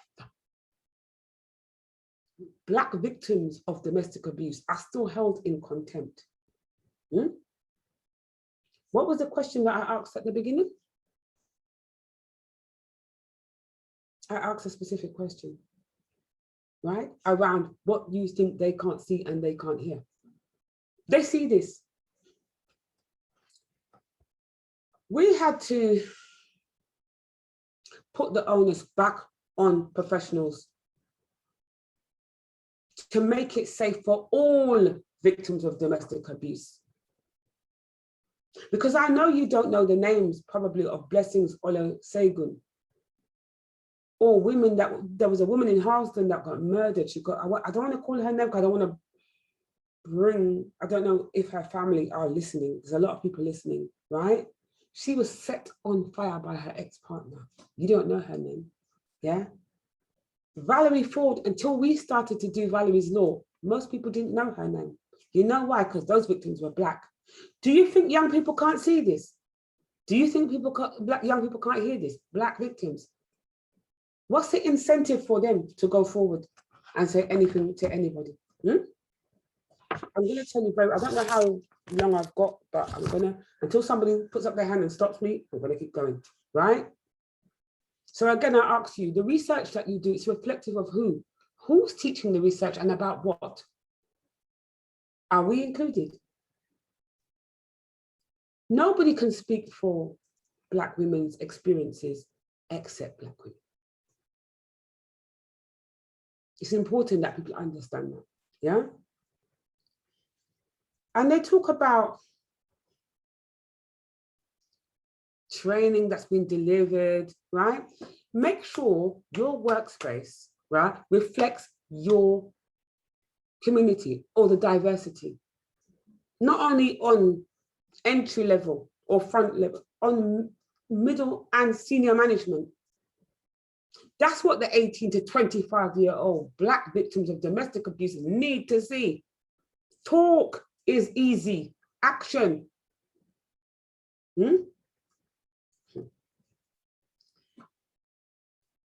Please update your website. I'm not speaking only to women's aid, I'm talking to everybody, yeah? Because there's not only one type of Black woman. Usually we find that they're of a fairer hue, of a younger age, yeah? You need to pick up on these points. These are very important. And just as I can see it, the young people can see it as well. And the messages, the unspoken message is clear. This is not for you, not for you. Need to change that. Again, Jackson, loved what he said. He said everybody had a role to play. Play yours. Play yours. I know you can hear what I'm saying. Valerie's Law. Now, I don't know if you know about Valerie Ford. So Valerie Ford, 45 years old, went to Hackney police and told them of a threat to burn down the house with her and the children in it. Hackney police put it down as a threat to property. And even that has a reflection of slavery, threat to property. Less than 7 weeks later, and I'm going to give you a trigger warning, yeah? Less than 7 weeks later, Valerie, having found her daughter to say, it's the day he's meant to leave, but he's acting strange. He used a machete, screwdriver, a hammer, and took Valerie's life. Her daughter heard her mum being murdered. And then he turned that machete on his 22-month-old daughter. This Black woman went to the police and she died. Like a lot of Black women, not taken seriously. 18 to 25-year-olds, they can see this. They can see this. They can see the media's not interested. They can see that they're not reflected. They can see they're nowhere. Are you telling me that my time's going to an end? I'm going to just finish. I tell you what, Ngozi, if you have more to say, I'm just going to give you 2 minutes, a 2-minute warning. So if that's okay with you. Yeah, no, sure. No, okay. Right. Great, thank you. Look, we have to factor race in. I'm just going to cut it short here. I think you've understood. My advice is we do something called Valerie's Law training. We will tell you what you need to know to support African and Caribbean heritage women. We will travel to the end of the earth, yes? Book the training. Understand, please, that you don't understand. I want to greet Suzanne from Save Lives. She's amazing, CEO. And I want to thank you, all of you, for listening. Thank you. Ngozi, thank you very much for that. And lots of people actually already saying in the chat that they think that some of the observations you've made and challenging and brilliant. And thank you very much for your contribution today. I know you're staying with us. I'm going to move on quickly because, as I said, I want to have a bit of time, if we can at all, for a couple of the questions, some really interesting questions coming in. So our final speaker today is Suzanne Jacobs. She is the Chief Executive of UK, and she's going to explore that organisation's work with young people and the research that they have carried out as part of their Safe Young Lives Verge of Harm project. So Suzanne, over to yourself now. Thank you. Sarah, thank you. And just to stay on slide one for a second, I just want to say thank you to all the speakers who've come before me. It is pretty hard to follow Ngozi. She's the most incredible speaker. She is a teacher for many, many of us in the sector. And I really hope that in the short Q&A period we've got, people will have a chance to pick up on some of what she said. I also want to just pay tribute to Juliana, who was so incredibly brave in what she said and frames this conversation. So such an important set of observations. Thank you for having me here today. The research that Women's Aid are publishing today is really, really important, very much in tune with some of the work that we've been doing at Safe Lives. I'm really glad to be here to speak about some of it. Before I go any further, I just want to always say when I start speaking about these things that there's no them and us about domestic abuse. Many of the people, the several hundred people who are dialed into this conference today will be survivors of abuse, even if they're not disclosing as such. And I just want to hold that and value that experience that we have amongst us on the call today. So 2018, Safe Lives, we published our organizational strategy, the whole picture. And the consultation that we did before we published that strategy made it really clear that while we've still got to keep improving the response when harm has happened, we also need to really push upstream of the problem of domestic abuse and stop harm from happening or escalating in the first place. We know life changes can create vulnerability to abuse in multiple stages of life, but we know that experiences can start and become patterns in adolescence, and that's underlined so clearly in the TooIntoYou research, which Women's Aid are publishing today, in the reflections that Juliana gave, and also in some of the comments Ngozi made about what young people are absorbing about the world around them and where they're welcome into spaces where they can go and speak safely about what's happening for them. So from 2019 onwards, we've been working on a number of projects which we brigade under the title Safe Young Lives. And today I want to say a little about boys and young men in that context. So everyone on this call will know that every International Women's Day, many of us in the sector get asked, what about the men? And I believe really strongly that we have to address that question head on, asking, yes, what about the men? And as Sarah and Jackson talked about earlier in the session, I really want us to explore that. So if we could go on to slide 2, please.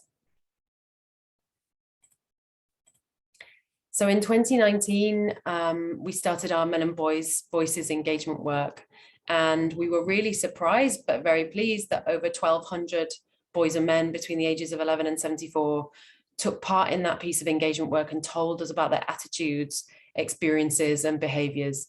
28% said that they had done something they regretted in a relationship, and 64% of those said that happened between the ages of 16 and 29, so definitely in that kind of younger age group that we've been talking about this morning. 83% said they felt bad, 57% felt shame or embarrassment, 55% had less respect for themselves, and 43% felt down about it. 38% said their own behavior had scared them. Almost no one, less than 5%, said they were worried about being disapproved of or sanctioned for their behavior in any way, which suggests they felt that kind of sanction or disapproval was pretty unlikely to happen. Power, domination, and ownership were very heavily tied up in boys and young men's thinking about their early relationships. And many felt that they had to assert dominance and control to demonstrate traditional stereotypes aspects of male behavior. And that was the case for those boys and men who said that they regretted action they'd taken against family members and against other men in same-sex relationships, as well as those who were reflecting on mixed-sex intimate partner relationships. Aggression compensated for a perceived lack or loss of status, such as the fear of being cheated on or feeling like they weren't being compared favorably to other boys and men. 66% of the boys and young men who took part said they speak to a friend about their behavior before anybody else. 50% said a parent and 25% said a sibling. A much, much smaller number named any kind of authority figure, such as a teacher or a social worker.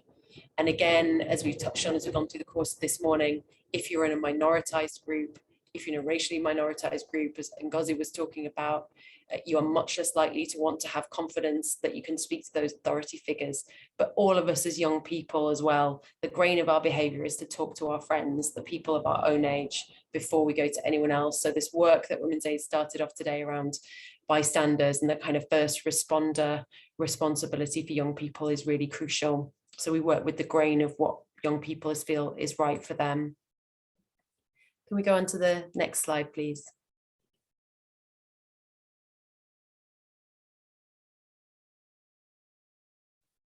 Thank you. So the Verge of Harming research project is very new for Safe Lives, still comes under the Safe Young Lives umbrella that I talked about. And we started this summer our Is It Okay campaign and survey for young people aged 11 to 25. And the campaign was created with young people to explore what they think about toxic relationships, which is a phrase that they feel is a lot more meaningful to them than domestic abuse, which kind of has different connotations about people who are older, people who live together. And we're now using the findings from the analysis of 800 respondents to inform a discovery report that aims to share understanding of best practice with practitioners. How is it that young people start adopting these harmful behaviours at those early stages?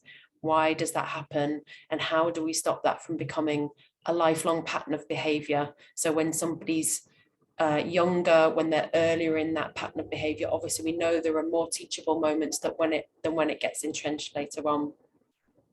About half the responses in the Verge of Harming work so far have come from those aged 16 and under, and about 25% of the respondents were male.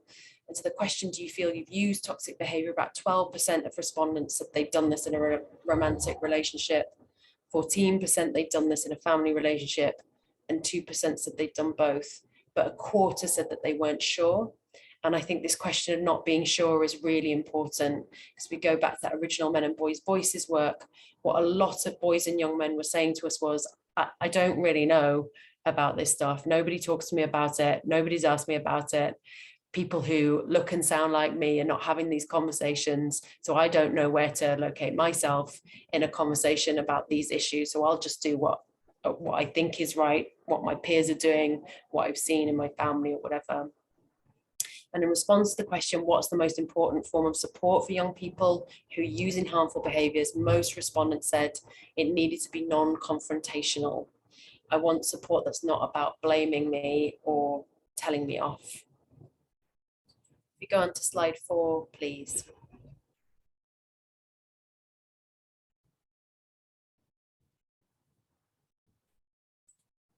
So I know there's a lot of text on this slide, and maybe we'll be able to kind of share it with people who've joined the session today afterwards, but I include it because I do think it's important to recognise that some young people are at heightened risk of starting to use harmful behaviour.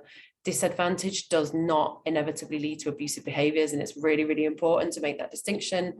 But living with violence, control and fear in your own home at a young age can be a precursor to hypervigilant behaviours, triggered behaviours as children grow up.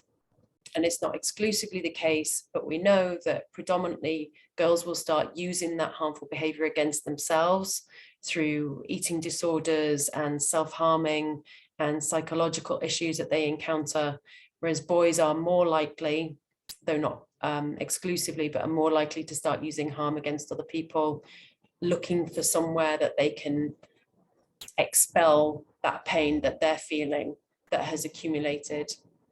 And again, it's just worth touching on what that means if you're in a minoritized group, if that experience that you're having at a young age is also colliding with other experiences you're having inside and outside the home, whether that's about your sexuality, about your race and ethnicity, whether it's about your religion, that young people are struggling with these multiple different issues.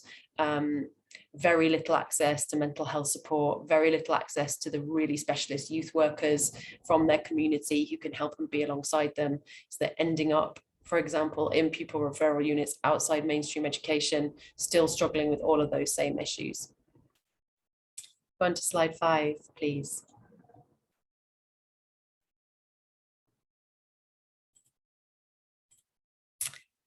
So the Your Best Friend work is, again, a project that started off relatively recently at Safe Lives. We've spoken to about 650 young people so far as part of this project. About 3/4 of the survey respondents said they'd seen or had a friend talk to them about a behaviour that worries them. 9 in 10 young people had talked to a friend to try and help them with a toxic or unhealthy relationship. Controlling behaviours are really common and considered normal, and obviously that really relates to what Juliana was saying earlier about what's considered normal, what's considered dangerous, what's considered acceptable, who feels that they can reach out for help. And Ngozi said, who feels they can reach out for help that is going to be suitable for them, not just to be able to get through those barriers of recognizing the situation they're in and then kind of trying to find their way to somebody who can help them with that. So young people are frequently trying to help each other, but are finding this very difficult. And sometimes there can be compassion fatigue, even amongst young people. So a number reported feeling frustrated that their advice to a friend wasn't listened to. And Juliana again talked a little bit about the fact that, you know, she returned to that relationship, and that could be for so many complex reasons. Young people then worry that, well, if she's not going to listen, if he's not going to listen, then, you know, what can I really do about this? And the threat of actual or physical harm, rather than those more controlling behaviors that I talked about, are the main triggers for young people saying, okay, now is a line's been crossed, I'll definitely reach out for support. But many also report feeling very mixed about doing that, because they might feel it's betraying a friend, or they're not worried, they're worried about what the consequences might be if they do something without their friend's agreement. What are the consequences of that going to be? In particular, again, if that young person is already in some other kind of trouble or is under the scrutiny of teachers or maybe even the police in some instances. So the analysis that we're doing through the Your Best Friend project is helping us to co-create guidance for frontline practitioners and for young people who do want to support their peers. And it'll be really good if between our organisations, as we're talking today, we can create the kind of breadcrumb trail between the resources of different organisations, so that wherever you end up as a young person looking for help, whether that's online or offline, that you can find whatever's suitable for you.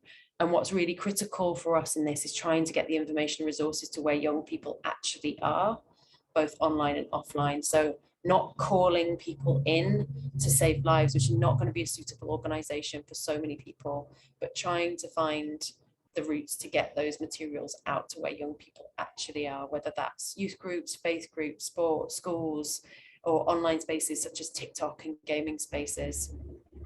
Everything that we create in this project is created with young people from all sorts of different backgrounds and different parts of, sadly, only England and Wales. It doesn't stretch out to Scotland and Northern Ireland at this point. So if we could go on to the final slide, please.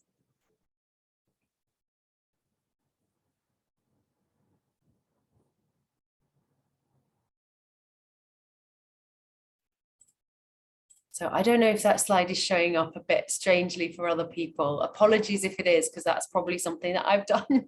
But again, I'm sure we can circulate the slides afterwards if it's not showing up correctly. But Sarah talked earlier about the need for role models, whether those are national or really embedded within people's community situations. And, you know, there's that question about who can really role model for boys in different situations of different backgrounds, you know, and role model the importance and ability for them using their own voice to have these conversations. We held a Men's Allies event in April. with a number of other organisations. And it was really interesting that of the 400 plus attendees at that event, only about 10% of the audience were men. And of the men who did take part, many seemed very anxious about speaking up in front of other men and the audience as a whole, which picks up on some of those comments that Jackson made earlier about the reticence of boys and men to speak up about these issues in front of each other.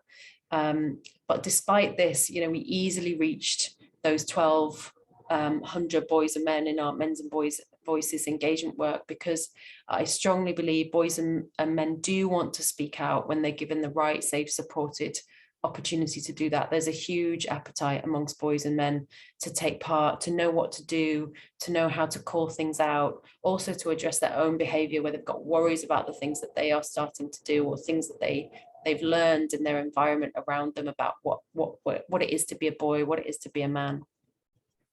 And the people who should, in theory, be listed on this slide. There are so many fantastic people out there. Just to call them out in case you can't see it: Janine Davis, Bell Hooks, who writes so brilliantly in her book Will to Change about these issues; Terence Real, Craig Pinkney, Darshan Sangrajka, Shireen Muller. I can put all of these names in the chat. Darren Laville. So many fantastic people kind of trying to offer that roadmap to boys and men to take part in these conversations. So I just want to say, if you're at the conference today and you are worried about your own behavior or the behavior of boys and young men that you know, or you simply want to find out more about how boys and young men are starting to use their voices, you can check out any of the people that I've talked about. I will make sure that you've got the names of them properly. And you can check out the Safe Lives website, the Men and Boys Voices pages. It is going to take a big coalition, and it's going to take a coalition of lots of different people coming from lots of different perspectives. Thank you very much for listening today, and I'm really appreciative of being here alongside such an incredible lineup of other speakers. Suzanne, thank you very much for that, and really, really interesting to get an insight into, really in some instances where it all begins, isn't it?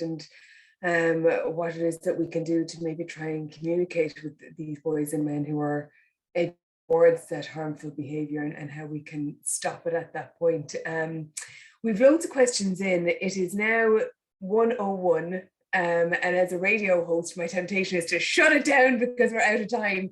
But I think we'll go for about 5 or 10 minutes and see what we can get through in those 5 or 10 minutes, if that's everybody. And Sarah, I might come to yourself first, because lots of people asking about supports for women with disabilities. So what can you tell us about that?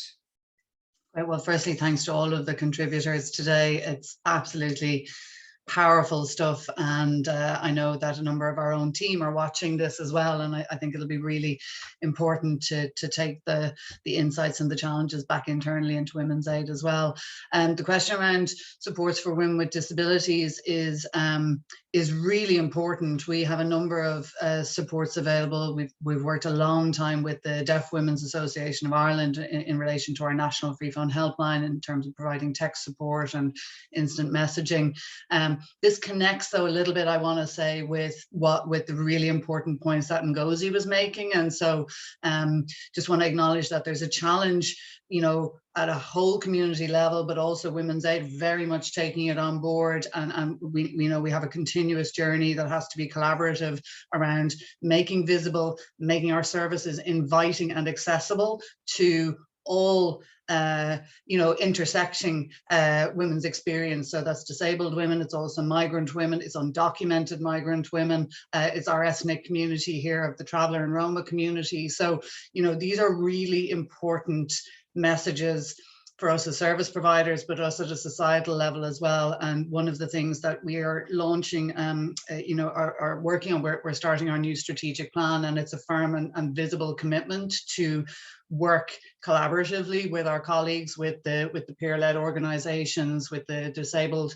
led organisations to do better in that regard. And so, with respect to disabled women, we've been working in discussions around collaborating to actually create a piece of research that gives much greater visibility, because some services are accessible, some are not, but there's also then the societal issue of, often a desexualizing of disabled women, and where you have abuse, it's assumed to be in a care setting, or, whereas actually it is very frequently in intimate relationship situations, and sometimes the partner who's abusing is also the carer. So we have to recognize those complexities. And then similarly, I'd like to give a shout out to our colleagues in Akidwa who have recently worked with us to do cultural competency training, which we do understand is not just doing a day's training, but actually, you know, giving us the architecture. Some of our team obviously will be from different communities, but we will be launching over the 16 days 11 different videos, which we will be displaying and sharing through our networks and our colleagues, which will have 8 different languages, which will have, you know, women of African descent, you know, but through English. So we have a fantastic Nigerian colleague who's going to do just these. And it's something that Ngozi said about if I can't see myself, if I don't count, and I think it's really important that we do that and we commit to that. But I also really acknowledge as well that there is an invisibility, and I've worked previously in the area of trafficking, sexual exploitation, and when it is, you know, a poor girl from you know, a migrant community, if it is, you know, a young girl who's, been trafficked, you know, the color of her skin does make a difference, and that's where media and all of us have to be really responsible in looking at kind of balancing, you know, no one life is worth any less, you know, than anybody else's. So I just wanted to tack that message on in response to the question about disability. So we do need to do more, but we would always encourage somebody not to feel that a service isn't for them, and to reach out so that we can look and try and work with them and our colleagues to see what supports might be available that meet their needs.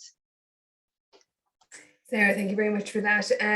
Another question I might of our panelists, and Juliana, I might start with you. This is a question from one of the audience asking, how can we respond to that line that we've all heard and we all continue to hear, not all men? I wonder, is that something that you would have heard much of, and if so, how do you respond to it? I think the men that do stand up for women don't have that opinion. In my experience anyway, the men that kind of put their neck on the line for me definitely didn't have that opinion. I think it's more of it's a defensive kind of thing that men say, like what Jackson was talking about.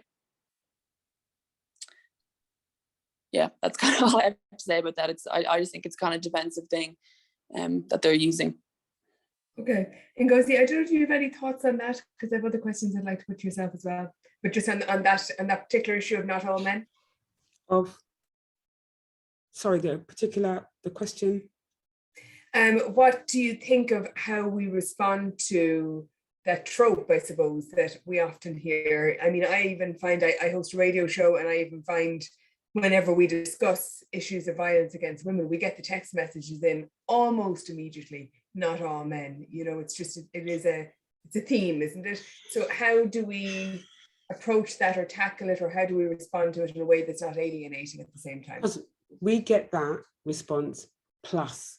So Jackson and others talked about people saying, oh, because of race, you're putting this on me. Because of gender, I'm not like that. So we get that all the time. It's just one of a million things that we have to plow through. And it's a question of where do you put it at the time? That is that simple. I mean, if you are a victim of domestic abuse, there's so many things that you're dealing with. You don't have time to comfort this one, because that's what it is basically. They're looking for you to understand. They become the victim, you know? So I don't entertain that. I'm just aware of it. Good. Really interesting. It's a really interesting way to think about it, actually. Just that's that's not the issue, and don't get distracted from the issue, because we know what the issue is, you know, as you say. Suzanne, lots of people asking as well about who do we target when we're trying to get men on board with all of this issue, and talking about, you know, is it, well, actually the question is about whether we go to older generations of men, and is that more difficult to try and change older generations of men who have grown up in a certain culture with a certain Or do we target more specifically younger generations and boys to try and sort of change their mindset as they're growing up? Would that not be easier and maybe more effective, or is it both? So you saw on my final slide there, I think you saw the slide was really messed up. I'm so sorry. What we need is this really, really big coalition. And I think in coalition building, you have to start with the people who are motivated to take part. And they might be older men, they might be younger men. But rather than jumping straight to the point of resistance and defensiveness, we need to find those many, many boys and men who, as people have talked about today, really do want to take part in this conversation, but actually slightly worried to, don't know how, don't have the tools, don't have the practice. So are looking for guidance about how to do that, and a kind of just a safe step into this conversation. So, you know, I spoke at an event a couple of years ago now, pre-COVID, and a guy in the audience, we're talking about masculinity, a guy in the audience said to me, how do I be a good dad to my 4-year-old son? I was like, I don't know. I don't know. I've never been a dad. So it's really interesting that you would ask me that question. But I think, you know, I wanted to respond positively to him, because what he's looking for is that guidance, that step into something positive. So I don't have the answers for that guy. I don't. But I want to be part of a coalition that works together to try and answer questions like that. So, you know, Save Lives doesn't need to take up all of that space, but we want to be part of the conversation where we, you know, where's our rightful place in it? We'll just take that rightful place alongside many individuals and organizations who can do that really well, who can be credible with boys and men of all different varieties. You know, where are they in the country? What is their background? What is their age group? What have their experiences been? We're not going to be able to speak to and for those boys and men. So we need to work with people who can, and just play whatever role it is that's going to be helpful. But I would say, you know, let's start with the coalition of the willing. Okay. And Ngozi, I might come back to yourself on the issue of bystanders, because it's something that Juliana addressed and also Jackson addressed, the importance of bystanders, but also, you know, this question as to what bystanders can do or how they might best intervene, you know, the difference between the bystander approach versus the bystander intervention. And I'm interested in your thoughts on that and how important bystanders are and how you think they can or should intervene. Yesterday, I was drawn to some noise outside my house, and I saw a man taking a 5-month-old baby from the woman to put in a taxi. And when she tried to get her baby back, he threatened all kinds of abuse. I came downstairs, as you do. I'm not a bystander. And it was challenging. Luckily for me, there was another man there, and both of us, we said it's a safeguarding issue. It's either you release the child or we call the police. We ended up calling the police.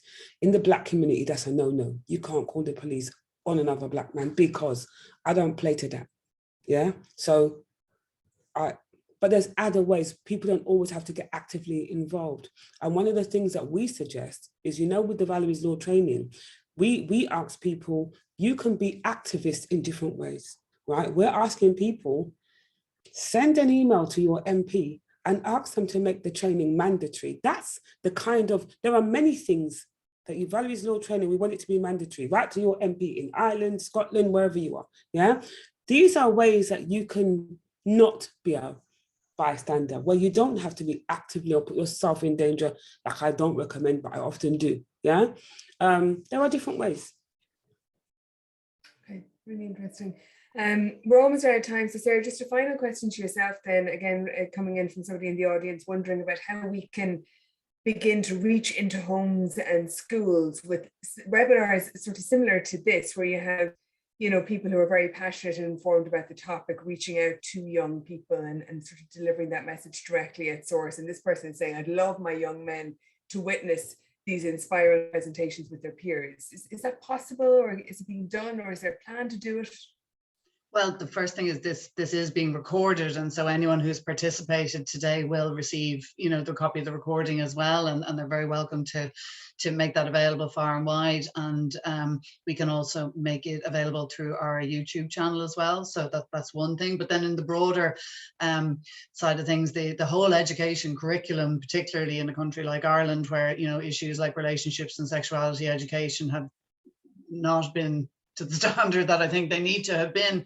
We have met with the Minister for Education, and I know colleagues, both the domestic violence, sexual violence, and also the children's rights organisations have all made kind of submissions and representation around the need for, from the very earliest ages. I mean, there's no point in starting to do consent training and workshops at college level when kids have already passed through all of their formative years in terms of their attitudes towards their peers, to each other, to different people. So it isn't just coming in, starting the conversation about violence and abuse. It's starting the conversation about the things that mitigate that happening, that preventative piece, which is really grounded in respect, in equality, and so we think fundamentally that has to happen. And at the moment it's not possible to get a single curriculum other than through the Department of Education and Skills into schools. And so that's something that we just think is fundamental, and we really support, as I say, a lot of our colleagues who are doing even more work on that. That's going to be key. And those messages then have to be in school, they have to be at home, they have to be in the shops, they have to be everywhere, they have to be on the covers of our newspapers, they have to be filtered through the kind of advertisements that young people are being exposed to as well. So it's a whole social response, which doesn't sound easy, but if we don't take it at a level, I don't think we'll really achieve what we want. So thank you. Yeah, indeed. And talking about it and pointing it out, that's a start, at least, isn't it? We all have to start from somewhere. Folks, it is 1:15. My producer in my head is screaming at me that we are way over time. So unfortunately, we're going to have to wrap, even though I've loads more questions jotted down here for all our speakers. I might have to catch them on another day. And thank you so much to all our speakers for taking the time today. Really interesting, really varied as well. I think even though there were common themes running through a lot of what people had to say, everyone came to it with a different perspective and brought something really interesting. Lots of challenging observations as well, that I will go away with and think about that I hadn't thought about, I think. Or I hadn't considered. So again, thank you so much to everybody for taking.